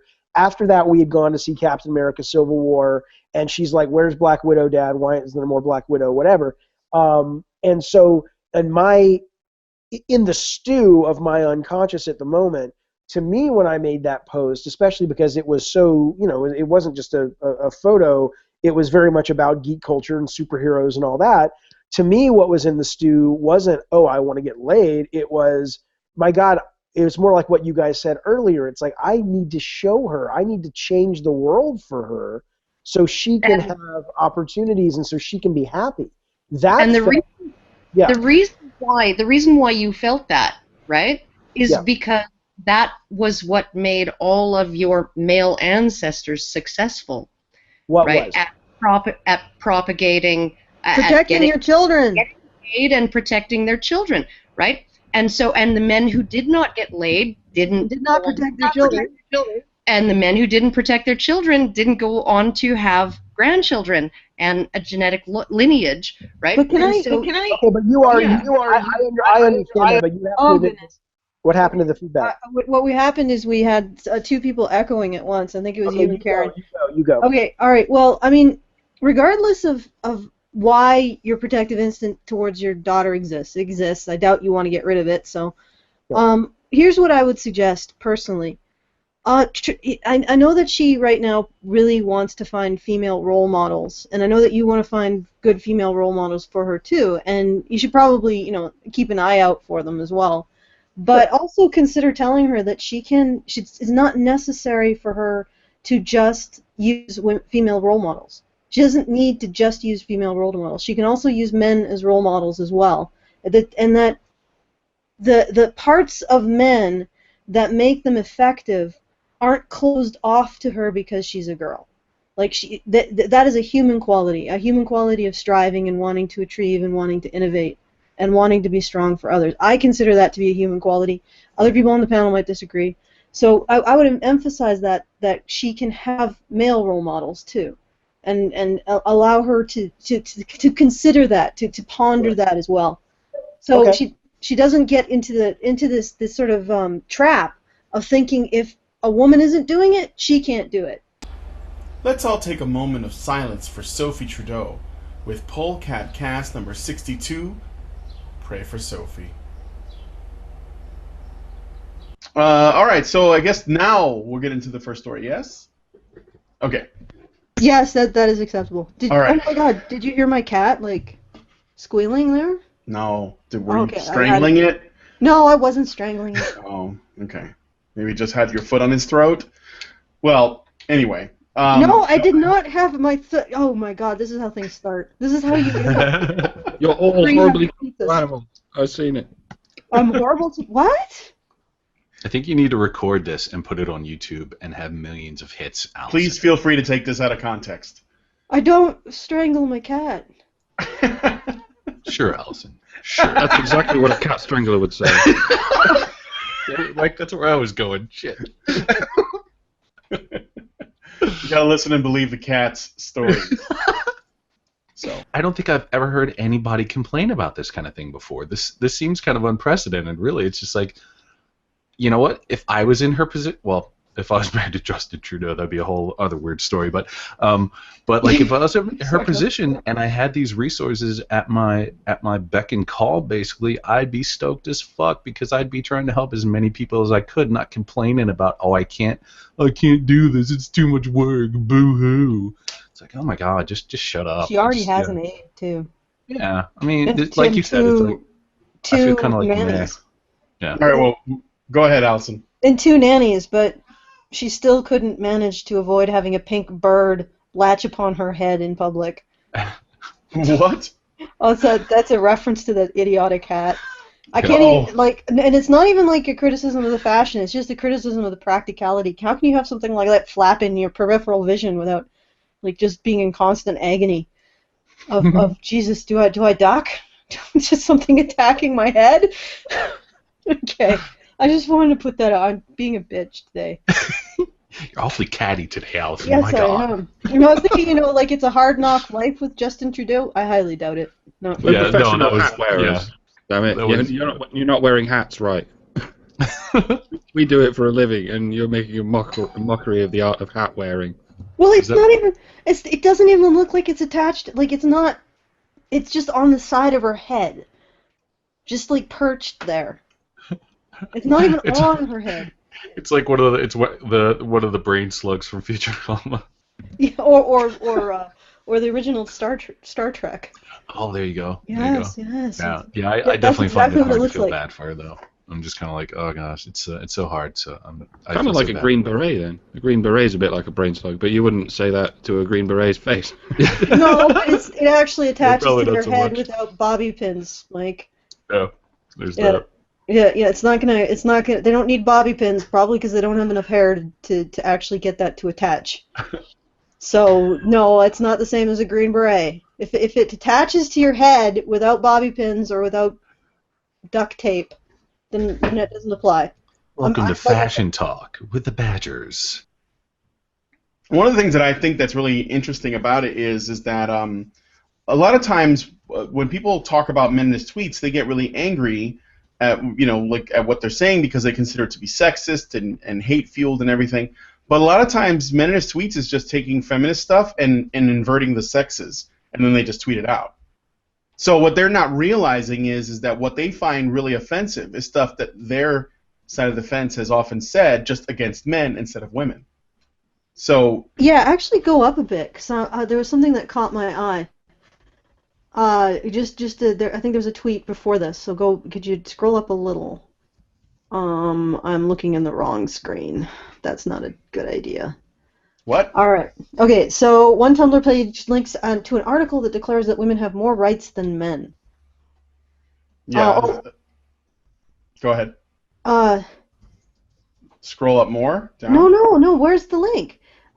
They said this and then they post something with no link. Lady Meninists, I am a tiny owl. No one actually thinks all men, just too many men. Just enough men to be afraid. Just enough men that all women have experienced it. Just enough to make it a social problem, not a personal one. Wow. Yeah. That's actually really fucked up. Like, really nasty. And they're calling out the other side of that argument. They have attempted to research the manosphere and posted pictures of a talk with a misinformed Venn diagram with growing infamy on Twitter. The speaker, Debbie Ging, outlined the key features of the manosphere as having extreme misogyny, emphasis on evolutionary psychology and beta masculinity, politics of emotion, and hijacking of the hermeneutics of suspicion. The diagram illustrates the 3 great pillars of misogyny, overlapping circles of pure evil known as the toxic technoculture of the manosphere. These are the PUAs, the MGTOW, and the dreaded MRAs. Once it was difficult to know which of these 3 is the worst, and thanks to cutting-edge feminist pseudoscience and modern lazy research, We now know that they are not only all equally evil, but more than that, they are almost all identical, as they must clearly be led by the hateful voice of one Phil Mason, a.k.a. Thunderfoot, a.k.a. Lex Luthor, who is obviously partnered with 4chan. Who knew, right? So, let's take a look. You mean the hacker known as 4chan? My God. If this is no idea how deep it went. The Guild of Calamitous Intent, like the Venture Brothers, then that would make Thunderfoot the sovereign. He's the David Bowie. Oh wait, yeah. That's right. Oh God! All right. Fan art, go. And there's also the MGTOW PUAs, which, yes, again, like rational male. These are men who are going their own way and not interested in a relationship with women, but also, well, I don't know, maybe they're gay. Like maybe that's what they're trying to say is these are pickup artists who are interested in picking up men. That's why they're not interested. You know, they're men who aren't interested in women, but interested in pickup artists. And we all know that feminism is now beginning its great purge of gay men. What else do they have? The key features. Okay, so these are the key features. Extreme misogyny. Extreme, not regular, like, you know, misogyny that your boyfriend or husband does, or your workplace. Holy shit, I'm already laughing at the third one. Prolific cross-fertilization. We don't want that. We're not we're involved in eugenics like they are. Do they know what MGTOW is? Do they? I don't think that they do. They emphasis on evolutionary psychology and beta masculinity. Shift towards visual and meme-based expression. You got it, baby. Only the dankest. Right. You ain't gonna get my lols.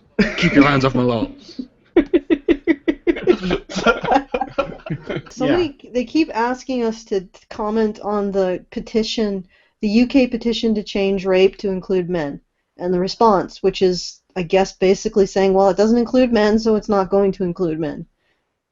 Yeah, we basically asked, we'd like assault with a vagina to be called rape, and they went, but we decided that rape is just penetration, and that means it is. And according to that, most of the rapes are by men, so we're not changing it. Oh God! But then they won't actually point that out in their propaganda. It's like 99% of the rape is done by men. Well, yeah, if it requires a penis, I'm surprised it's not 100%. But I guess they're covering trans men too. So, 100% of a rape of rape as defined only in terms of somebody with a penis doing it. 100% is done by people with penises. What a fatuous finding. In a war of defense, nobody is a non-combatant. And once your country is under attack, the war front is basically everywhere. So at that point in time, a conscription is going to be completely irrelevant. And because whether or not women are conscripted into the army, it will be irrelevant because once your country is under attack, it doesn't matter. Every position in total war is a potentially a potential target. Yeah, if your citizens don't fight in defense, then they're not worth saving, but they will. They almost always will. Yeah. So that's sort of, I think, that's a digression to this, but it's just, and then this feminist will turn around and can say that men are privileged. Yeah. It's fucking astounding.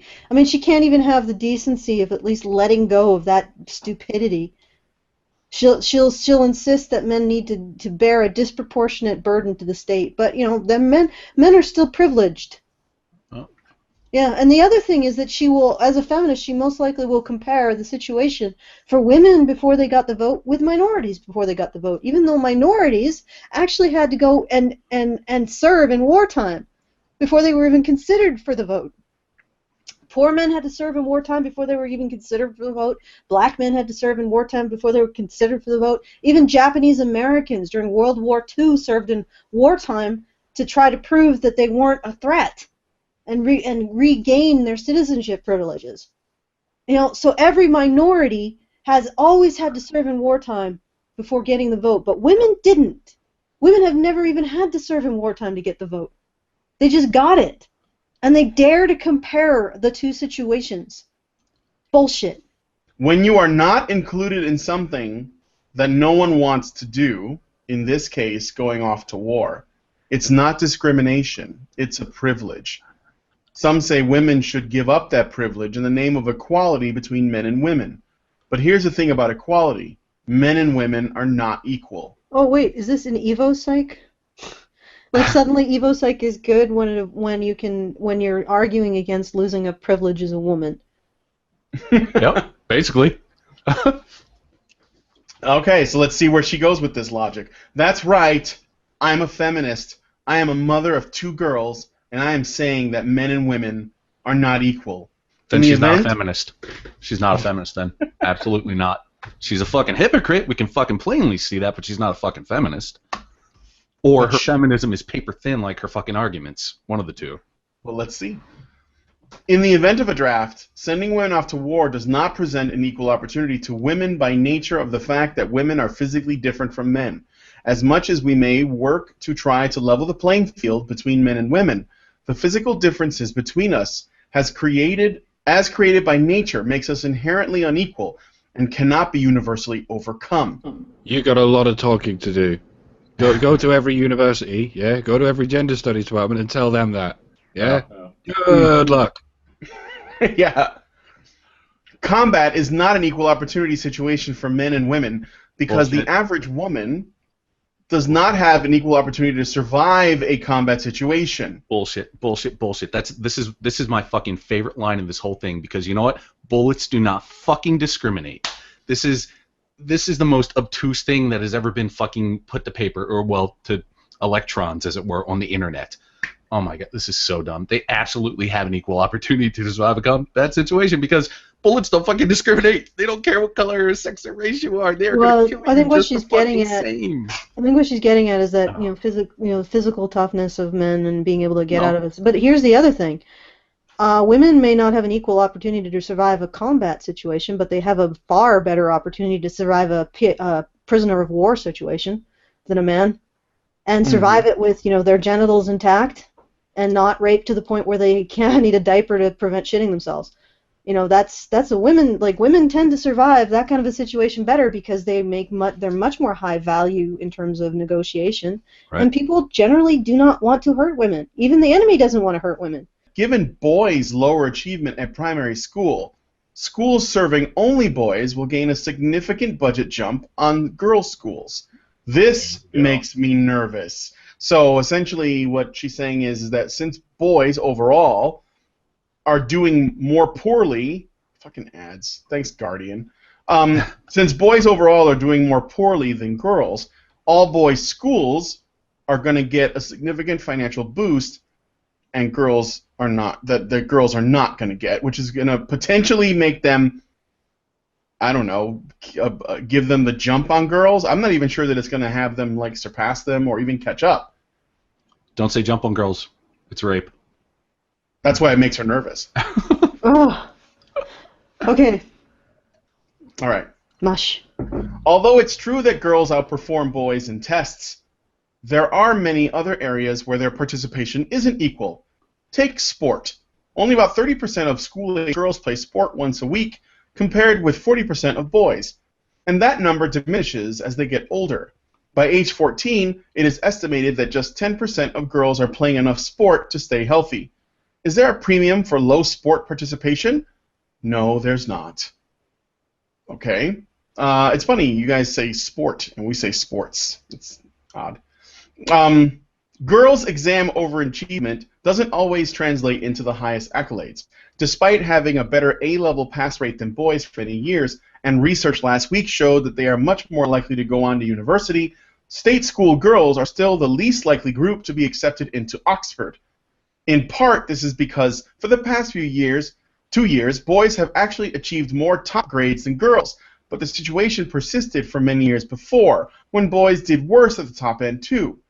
So not only did girls fail to get ahead when they were doing better, the situation now appears to be reversing. Theron and other trans people I know, they're not interested in saying they're transgender when they're filling out an application or a survey, but rather just male or female. So it's not, you're treating transgender like it's another gender. It's not. It's just, it's just not cisgender, I guess. And no, it's not nearly impossible to know how many are trans. It's not like the oppression is that thick that you can't see it. All right. Yet experiences of trans men can provide a unique window into how gender functions in American society. Oh, here it comes. Here it comes. Okay. Experiences of trans men can tell us all how white, wealthy, cis women are oppressed. In the last few months, I've interviewed nearly 24 trans men and activists about work, relationships, and family. Over and over again, men who were raised and socialized as female described all the ways they were treated differently as soon as the world perceived them as male. They gained professional respect, but lost intimacy. They exuded authority, but caused fear. From courtrooms to playgrounds to prisons to train stations, at work and at home, with friends and alone, trans men reiterated how fundamentally different it is to experience the world as a man. And Cultural, that's actually a reasonable statement. And then it just spirals off into crazy town. All right. Just tell us it's all that men can tell us how men have experienced the world. Like, men have been trying to tell women how they experience the world for ages, but now that trans men come along, oh, now we understand. It's like that fucking thing they have in some Islamic states where it doesn't count until a man says it, and much like it doesn't count until a woman says it over here. It doesn't even count until a trans man says it. Yes. Guys don't have to dress up like women to find out what women think of them, because they can just read a newspaper or the Times or the Guardian, and women will just vomit that shit right out for everyone to see, or just say it completely open in a break room. They don't censor themselves for men's feelings. Or you can just go on Twitter. Yeah, you go on Twitter. Yeah, find out what the current hashtag is. There was one last week called hashtag he doesn't hit you, or maybe he doesn't hit you, and it was all about supposed like emotional abuse that women supposedly suffered, and it wasn't anything except like little bits of silent passive-aggressive judgment. Maybe he doesn't hit you, but he makes me feel bad because, you know, he forgot it was my birthday or some shit. Because that's tantamount to being hit. That's a real thing, man. You can look it up. Yeah, maybe he doesn't hit you. And they want to control the emotions that a person has towards them. So, you know, it can be like more sensitive. It can be also be more controlling. But let's. I want to finish this up because it's. All right. It's getting late for Mike, huh? Yeah. It's approaching 3 hours for the show, isn't it? Yeah. Sorry, Mike. This is a long article. I'm pretty much in these hours now, but I'm getting quite tired. Okay. Okay. Of course, Gardner's story is unique to his own experience, and not all trans men who take testosterone have noticed quite so dramatic a shift.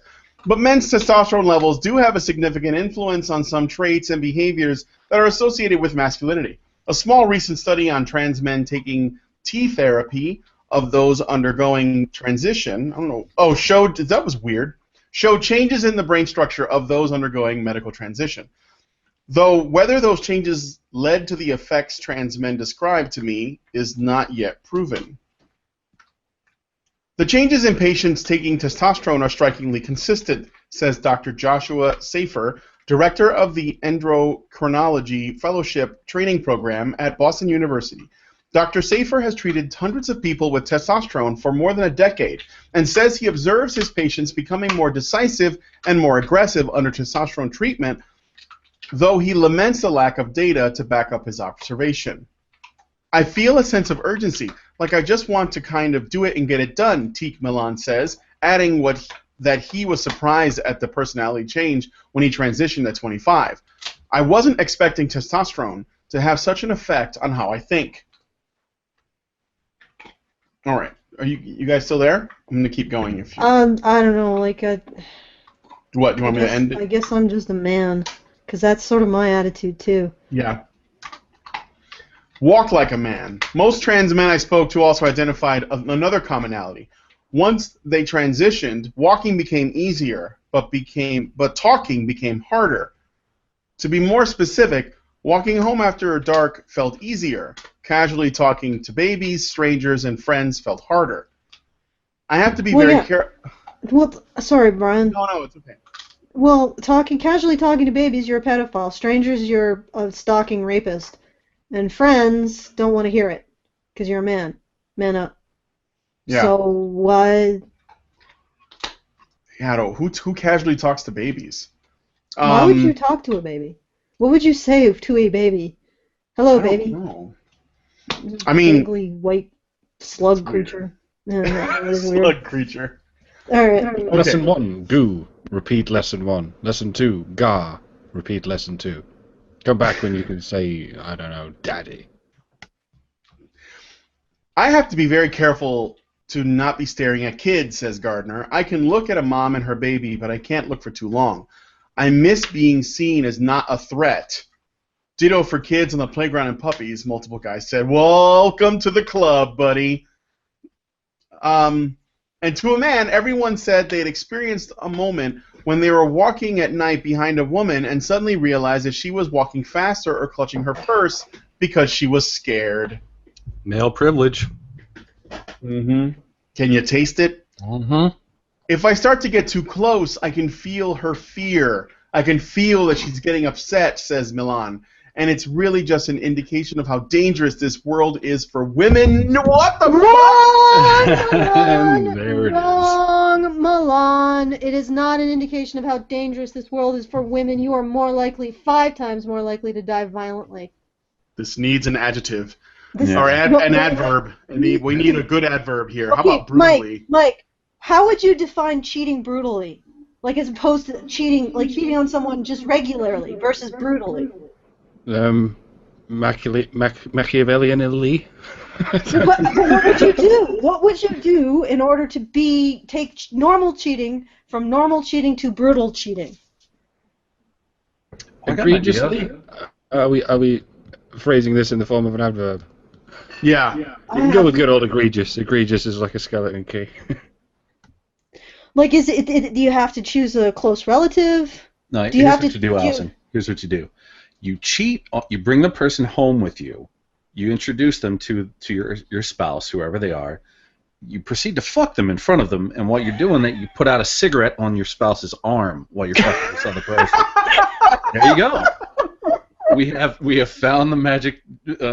Or maybe what you do is you seduce your wife's boyfriend. You can do that too. Wife's boyfriend. Sorry, I can resist. Meanwhile, Sophie's husband, Justin, current year Trudeau, is the subject of today's show with the elbow that rocked the world in our double feature, Honey Badger Radio number 56/Rantzerker number 58, Elbowgate, and Feminist Fearmongering. And he they're forming a community. Ow, my boob! He accidentally elbows the MP.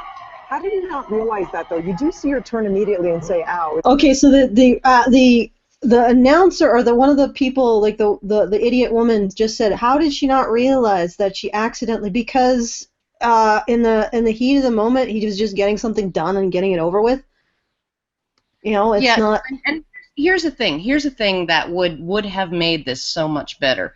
Right, and I'm going to actually say this, and I hope Trudeau, somebody will direct Trudeau's attention to this, because this would be the way for him to have done this, come off looking like a fucking boss, right, and smelling like a rose, and embarrassing all of these NDP MPs who were making this human barricade, right, is if he had walked up his side of the aisle, right, and come around back and tapped the guy on the shoulder and told him, these people are behaving like children, come on, and gave him the same shoulder pat, walked him through, the liberal side, right, of the House of Parliament, walked him, escorted him through, no, you don't have to put up with this, come on, let's go, right, I know you're in an opposition party, but this is complete fucking bullshit. Let's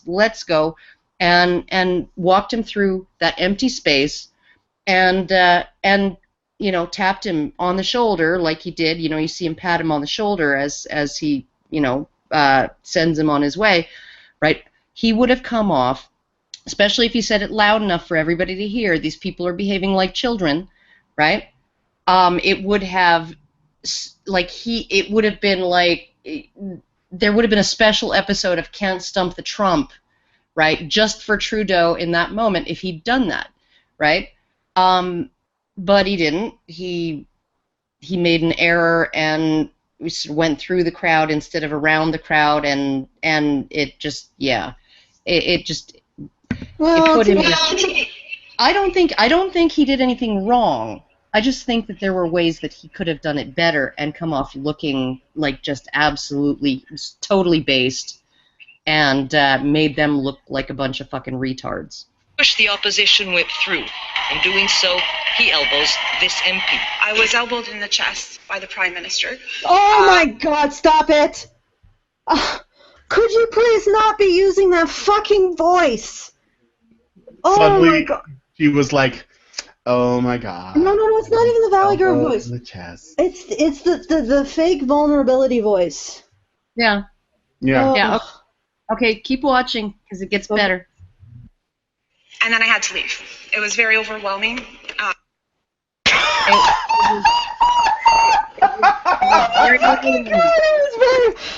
my God! All right. Wait. Go back a bit because I think I've. Feminists have weenus envy. Can't handle the weenus. You guys know what the weenus is, right? It's the skin. It's the skin that covers the elbow. That's called the weenus with a W. I'm not kidding. That's what it's called. All right. Feminists have weenus envy. Okay. All right, do it. It was very overwhelming.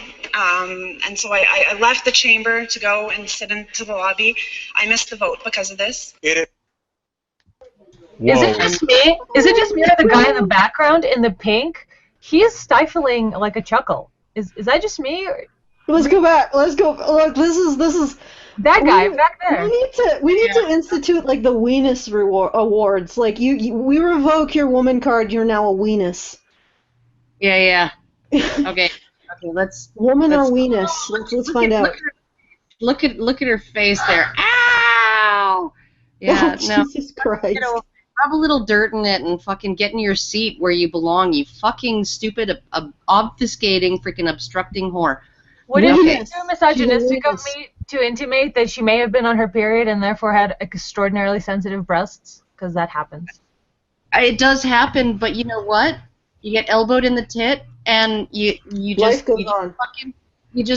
get over it. Okay, you're like ooh, and then you get in your fucking seat where you were supposed to be in the first place instead of blocking the aisle and delaying the vote. No, you get everyone's attention on the issue so that the group can see how this man transgressed against you. That's what. Okay, well let's do the. Okay, a woman when she gets elbowed in the tit says, "Ouch! Oh my God! I guess I should have been in my fucking seat doing my job." A weenus says the following. Go ahead, Karen. I felt so. Just play the weenus. Let's hear her. It was. I was elbowed in the chest by the Prime Minister, and then I had to leave. It was very overwhelming, and so I left the chamber to go and sit into the lobby. I missed the vote because of this. Okay, woman card revoked. You are now officially a weenus. I think this is the way I'm going to do it from now on. Thank you, Brian, for coining the term. If you do not measure up to an adult level of responsibility and being able to deal with shit and life, you are not a woman anymore. You are a weenus. So congratulations, weenus. You are. Well, quick question. What is the vote that she missed? Oh, it was about assisted suicide. Because that's kind of an interesting point, that she's like, oh, I was elbowed, so I had to take a half a day off and miss this important vote. You know? Yeah, no, it doesn't really matter what the vote was on. The issue was that the Supreme Court had struck down the existing law and given the government a deadline to come up with another law. And so we're getting very, very close to that deadline, and there's been massive debate as to, how we should handle this legally, this particular issue. And it's getting very close to the deadline, and the NDP are, like, what they were doing were very obvious delaying tactics. They were trying to delay a discussion about how long the debate should last before there is a vote, right? And whether there should be, more committees assigned to this and more blah blah blah, right? Like the NDP want, they want something different than what this existing law is. This existing sort of the bill. Right? They want something different. So they want more. They want the government to appoint more committees. They want the government to do more debate. They want the government to do more this, more that. Right? And Trudeau just wants it fucking done. Right? Along with pretty much everybody else in Canada, they just want it fucking done. People should be allowed to ask their doctor. I'm terminally ill. I'm going to be dead in a month. Right? I want to die now. Can you help me out? Right? Like. People want that question answered in the law, and the existing law is actually not that bad.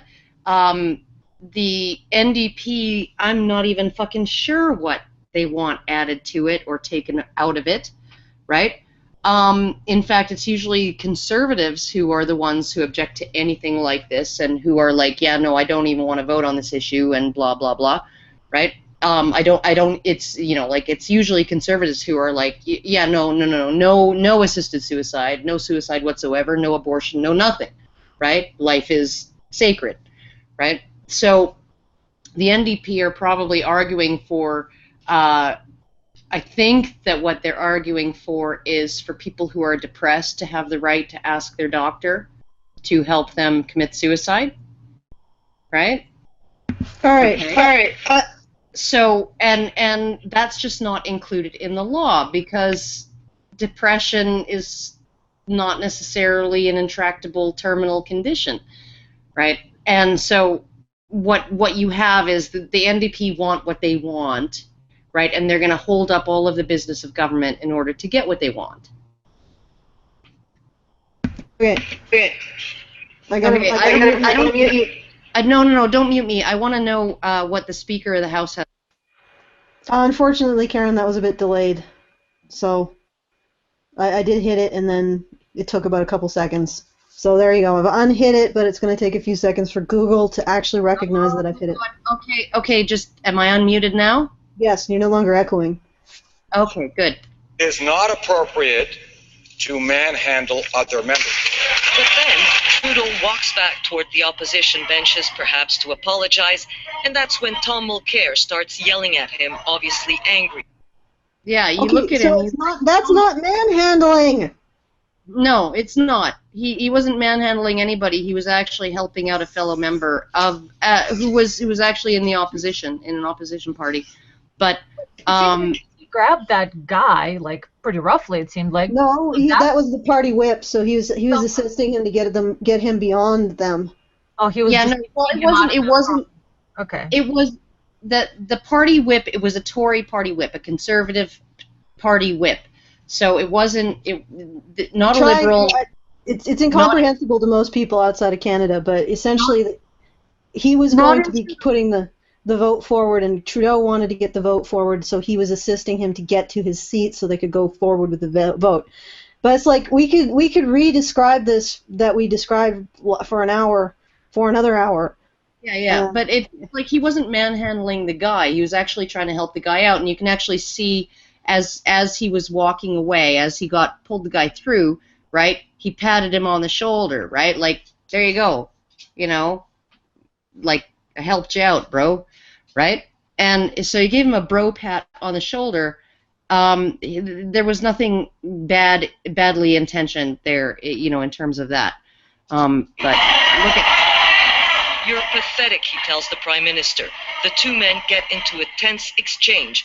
The cabinet out of their benches, then start flowing across the aisle. Incorrect. The two men do not get into a tense exchange. The tense exchange is on one person's party, and it's not the Prime Minister.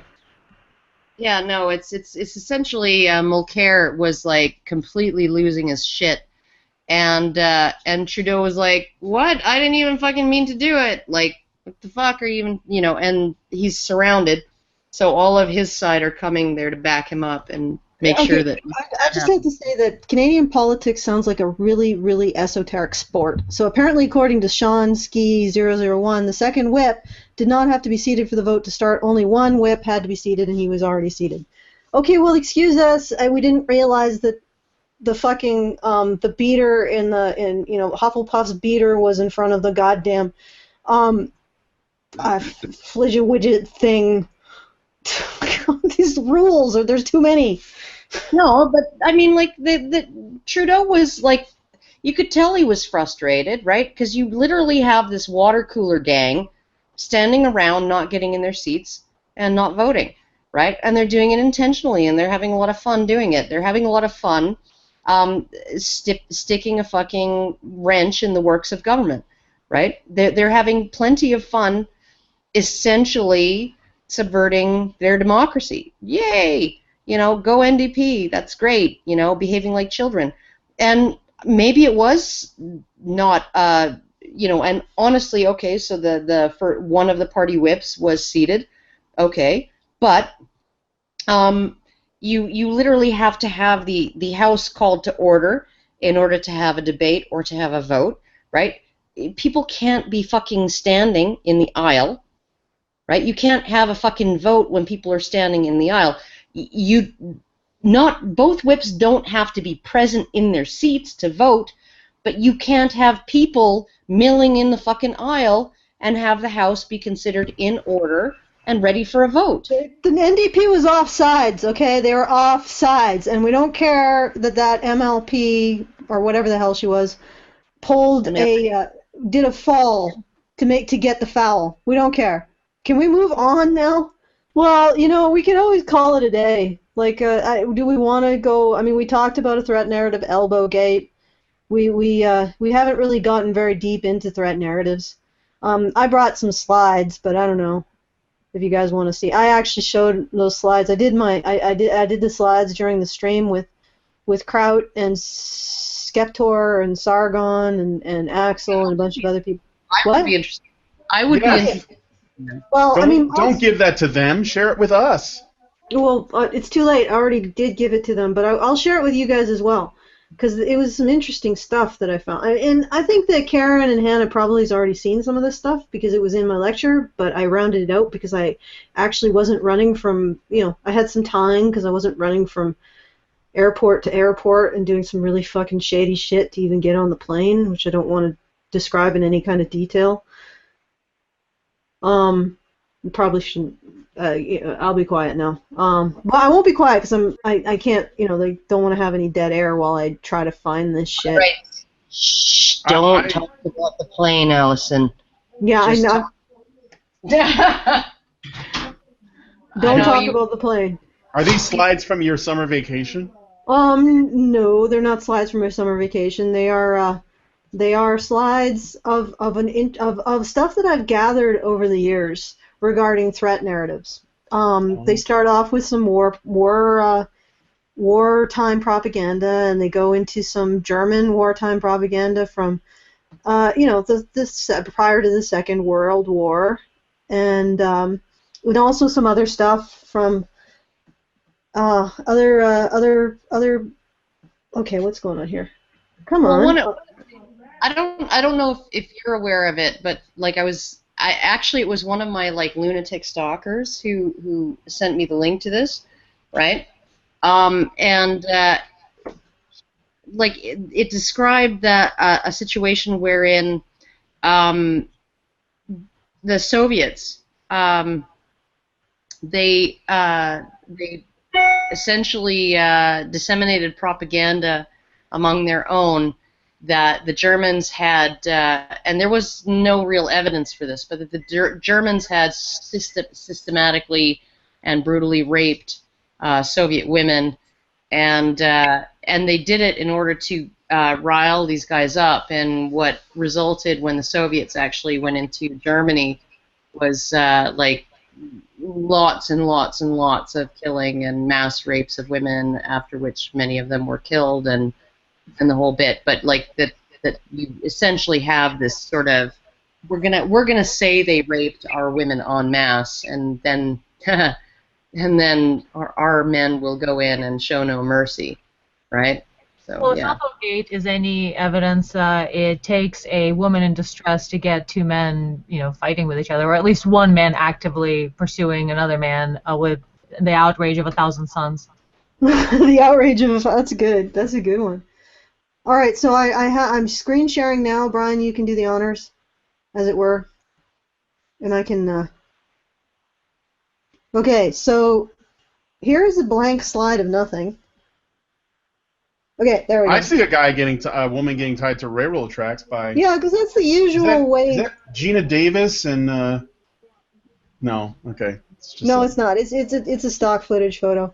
But this is the usual way that because you see that this is actually a photo of Justin Trudeau before he shaved off his mustache, and elbowed that woman in the boob, and revealed his true colors to everyone. Yes. His Muay Thai skills specifically. Yeah, exactly. I think if he was doing that, she wouldn't have gotten up again. But regardless, so yeah, this is a threat narrative in its purest form. A woman is afraid, and we have to save her, and then the guy's the threat, and the woman is the one who's sort of creating the threat because she's vulnerable to him. Therefore, yeah, I mean, it seems it's like you guys can chime in at any point if you think that I'm going off the rails here. Anyway. I don't know what you're talking about, but I disagree. Oh, shit! I have to. Sorry. Oh, god damn it. I disagree with it just fundamentally and emotionally and yeah, and that guy looks like Daniel Day-Lewis from There Will Be Blood. Oh, yes, he does. He does. Oh, and I drink your milkshake. In this case, that could have a sexual connotation. My straw. So anyway, so for everybody who's not watching this with the graphics, there's a very dastardly looking man with a rope tying a woman to the tracks, and this is the basic threat narrative.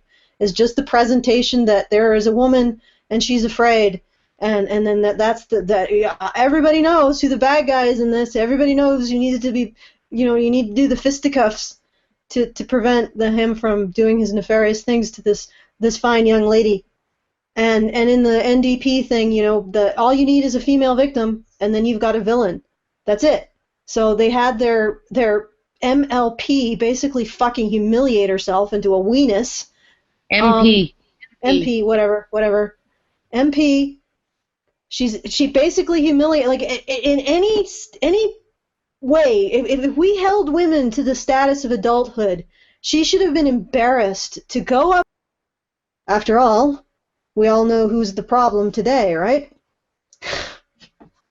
This particular slide is from a group called Name the Problem, and they essentially blame men, and they're like a radical feminist group, and they don't particularly like feminists or mainstream feminists because when you point out to mainstream feminists, your ideology in which you promote or you believe that men who are women's fathers, brothers, sons, husbands, pretty much the closest group of people to women on the planet, and have had the most intimate bonds with women of any group, of any other identifiable group, if you think that they're oppressing them for their own benefit, then the obvious conclusion from that is that they are sociopaths.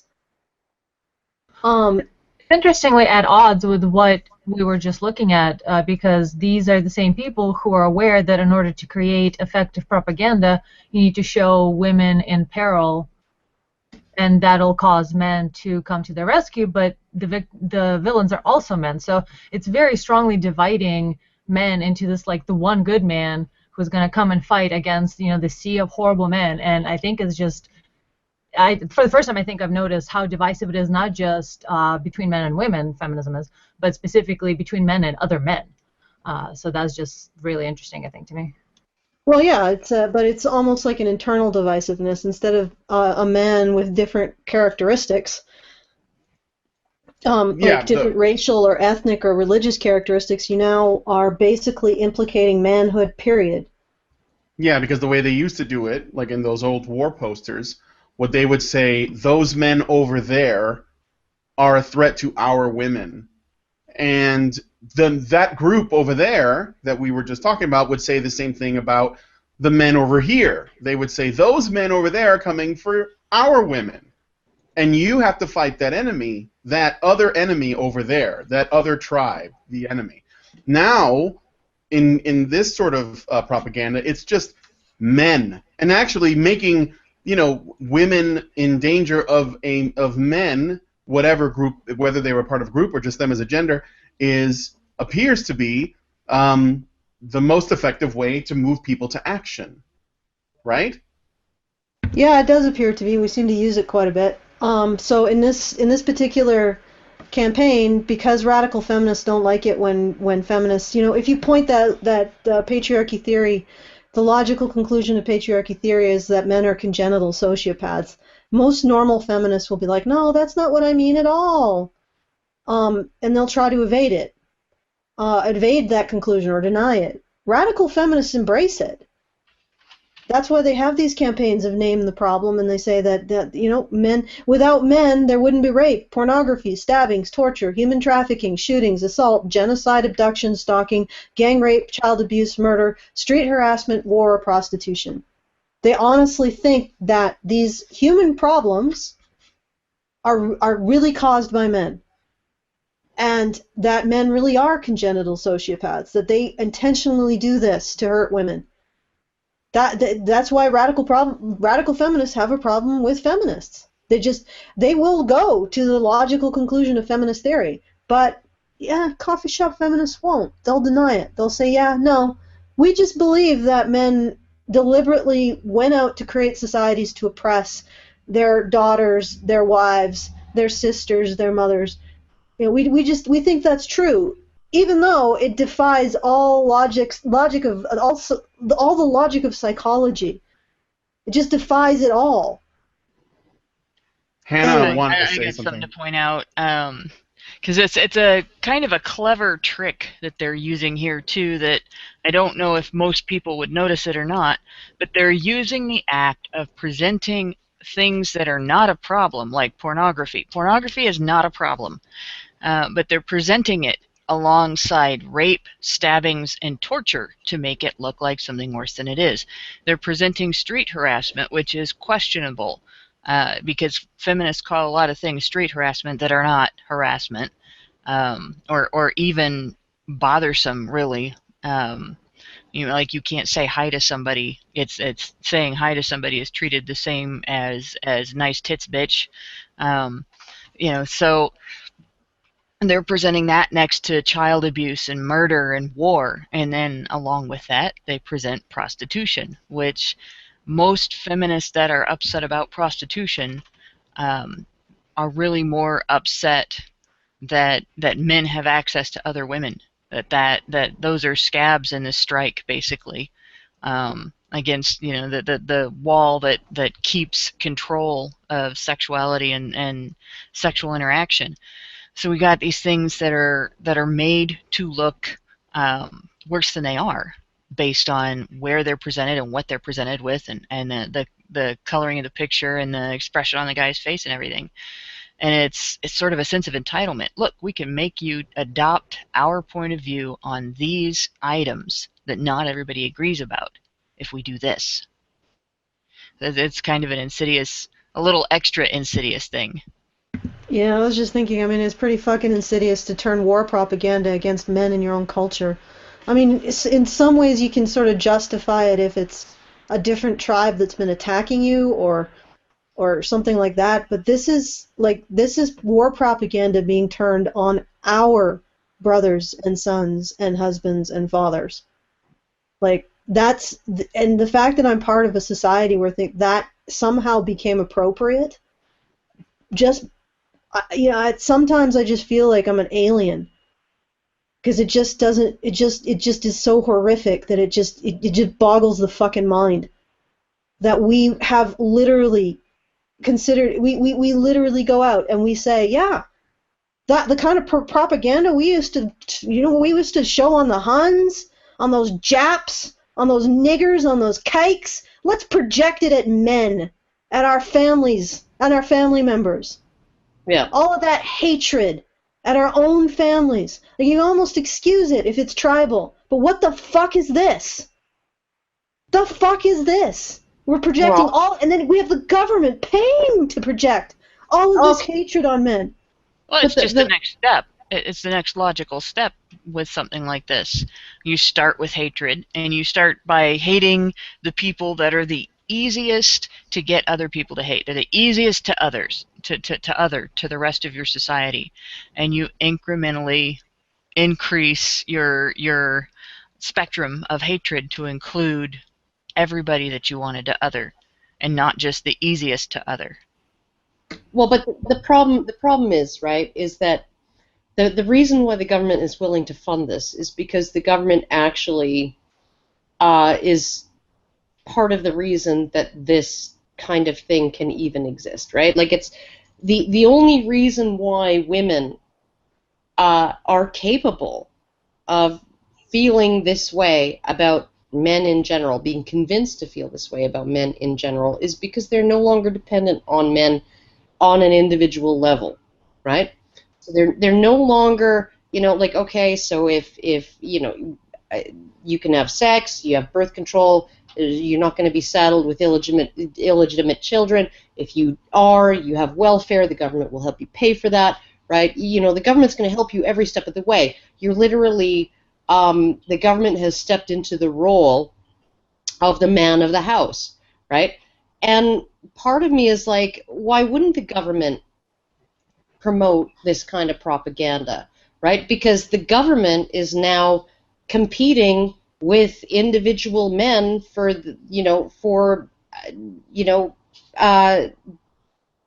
women, right? The government has a harem, right, of women who are essentially living off of the government's dime, as if he's the Sultan of Brunei, we're all fucking concubines, we're like 800,000 fucking welfare concubines, right, living in the Sultan of Brunei's palace. Not in luxury, but hey, we got 3 squares, 3 hots and a cot, and doing okay, and the kids get to eat, and we don't have to put up with those. We don't have to actually care about these men, right?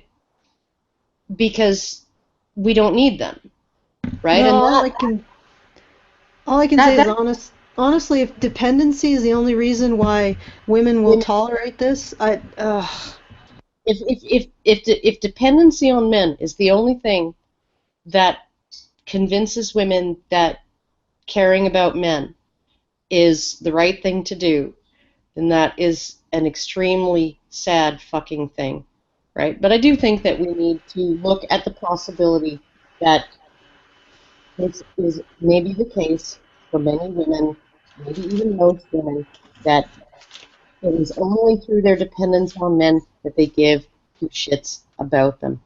Well, all I can say is that's a minor issue when it comes to how I feel about the fact that when this started, women weren't in the streets saying, shut the fuck up. There's no way you're going to be projecting war propaganda against my relatives.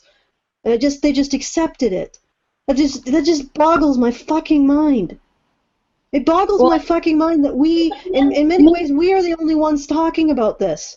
But the problem is that men did too. Men swallowed it too. I mean, what did the feminists came along in the 60s and sold us all on the revolutionary idea that it's wrong to beat your wife. Okay, revolutionary, novel, nobody's ever thought of it before. Nobody ever realized it was wrong to beat the shit out of your wife for fucking overcooking the pot roast. Oh, wow, thank you, feminists, for showing us all that. Okay, go back to 1906, State of the Union Address, Theodore Roosevelt saying, we should bring back the whipping post for men who beat their wives because they are the most vile creatures on the face of the planet, and any man of good conscience would agree with that, right? Okay, so then, go back to the 1760s, right, to Blackstone. Oh, the men back then, and some of the lower classes, right, they still believe it's okay to beat their wives, but us here in the enlightened age of Charles II, we're better than that. We believe a wife deserves the security of the peace against her husband, and she should be subject to no violence or restraint, right? Okay, revolutionary idea. The guys in the past, They were horrible brutes to their wives. The lower class men, horrible brutes to their wives. But we enlightened folk now, we enlightened men, we have come up with this revolutionary, novel idea that nobody has ever thought of before, that it's not okay to beat your wife, right? And I guarantee you, if you combed the historical record, you would find instances of that all the way fucking back. Zeno said, of course women accepted it, Allison. How does it surprise you that women are 99% sexist vermin? Well, I don't want to go that. It's really hard to not go that far. Ladies, if you're listening to, it's really fucking hard not to go to that conclusion, because this is sick shit. I would temper that condemnation with the statement that I said last night on the fireside chat. We are all sexist. We are all sexist. The only way to not be sexist is to be 100% completely aware and awake and on top of every moment of every fucking day, right? That is the only way to not be sexist. When I watch a movie and I see a guy get kicked in the face and I see a girl get kicked in the face, you know what? One of them makes me feel a little more squicky. Lastly, we will look at the highlights of our fireside chat with YouTuber and moron labeler, Undoomed. Institutionalized sexism. Oh yeah. How is it? I mean, it's a bait thing. How is that a demonstration of institutionalized sexism? That's what I want to know. Like, how is it institutionalized? Yeah, where's the institution in that? Kate Smurthwaite? She has the answer to that because she was the one that was able to identify it with her feels, with her cockroach feelers so quickly and so suddenly. Okay, that's the whole feminist framework. The institution of patriarchy is why institutions have to discriminate against men. You know, because of patriarchy, we need to give all female scholarships. So we have to have actual legalized institutional discrimination against men because of the institution of patriarchy. It's a really bad institution for men. It's supposed to be for men, and all that does is fucks men. That's because men are so incompetent, right? That they can't come up with a system to benefit themselves that doesn't actually benefit women in bigger ways and fuck men over. Which means that because of that level of incompetence, women had to be like complete fucking dumbasses to have been oppressed by them through history. Yeah, I'm not sure who is more insulted in this scenario. It's like the men are assholes and women are idiots, so it doesn't make any sense. Well, it almost is like they're saying that women just sort of let men have patriarchy just, out of the goodness of their hearts. Right, because, here you go. Go play with the patriarchy now. Whatever they wanted. But yeah, it also the one of the things that I was trying to get at was that I don't think they understand what institution means.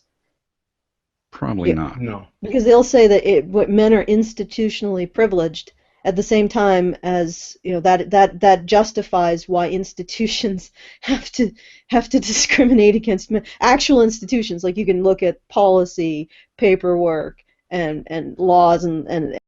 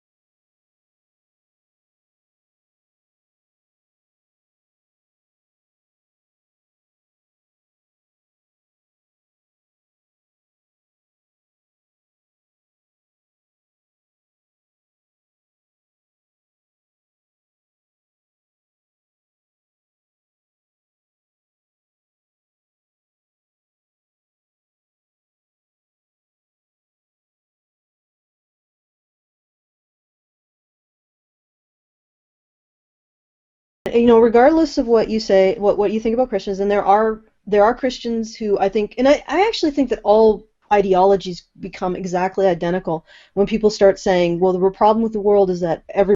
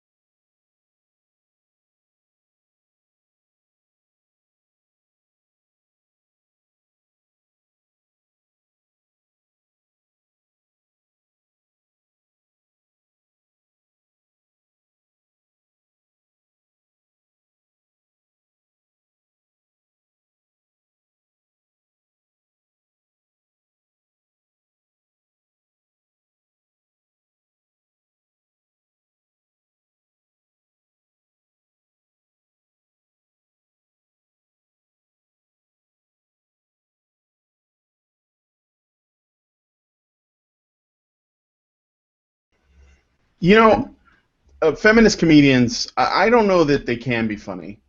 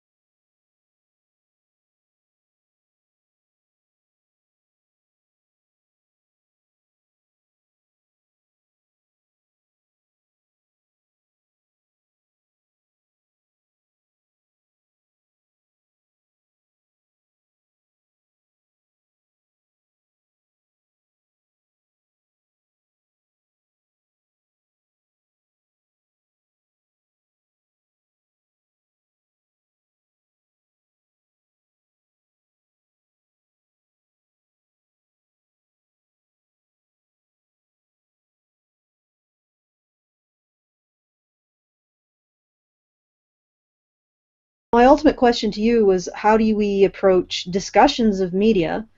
And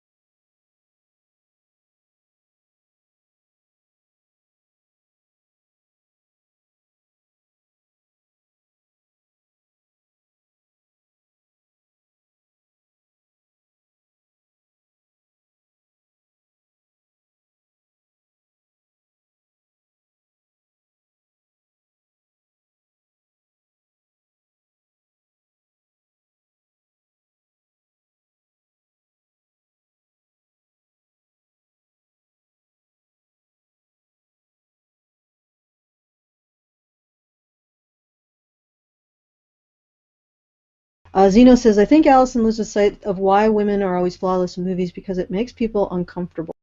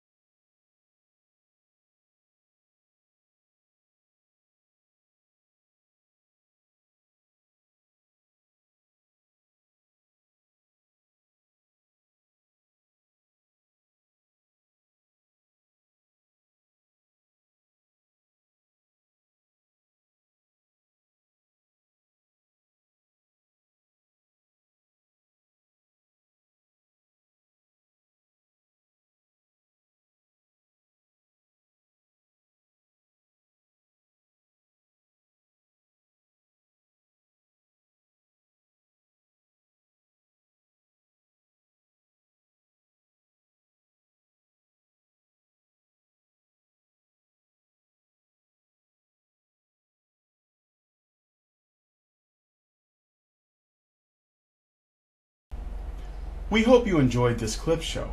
If there was a clip from these shows that you think we should have shown, please leave a comment on the video and include a timestamp. Thank you, and badger on.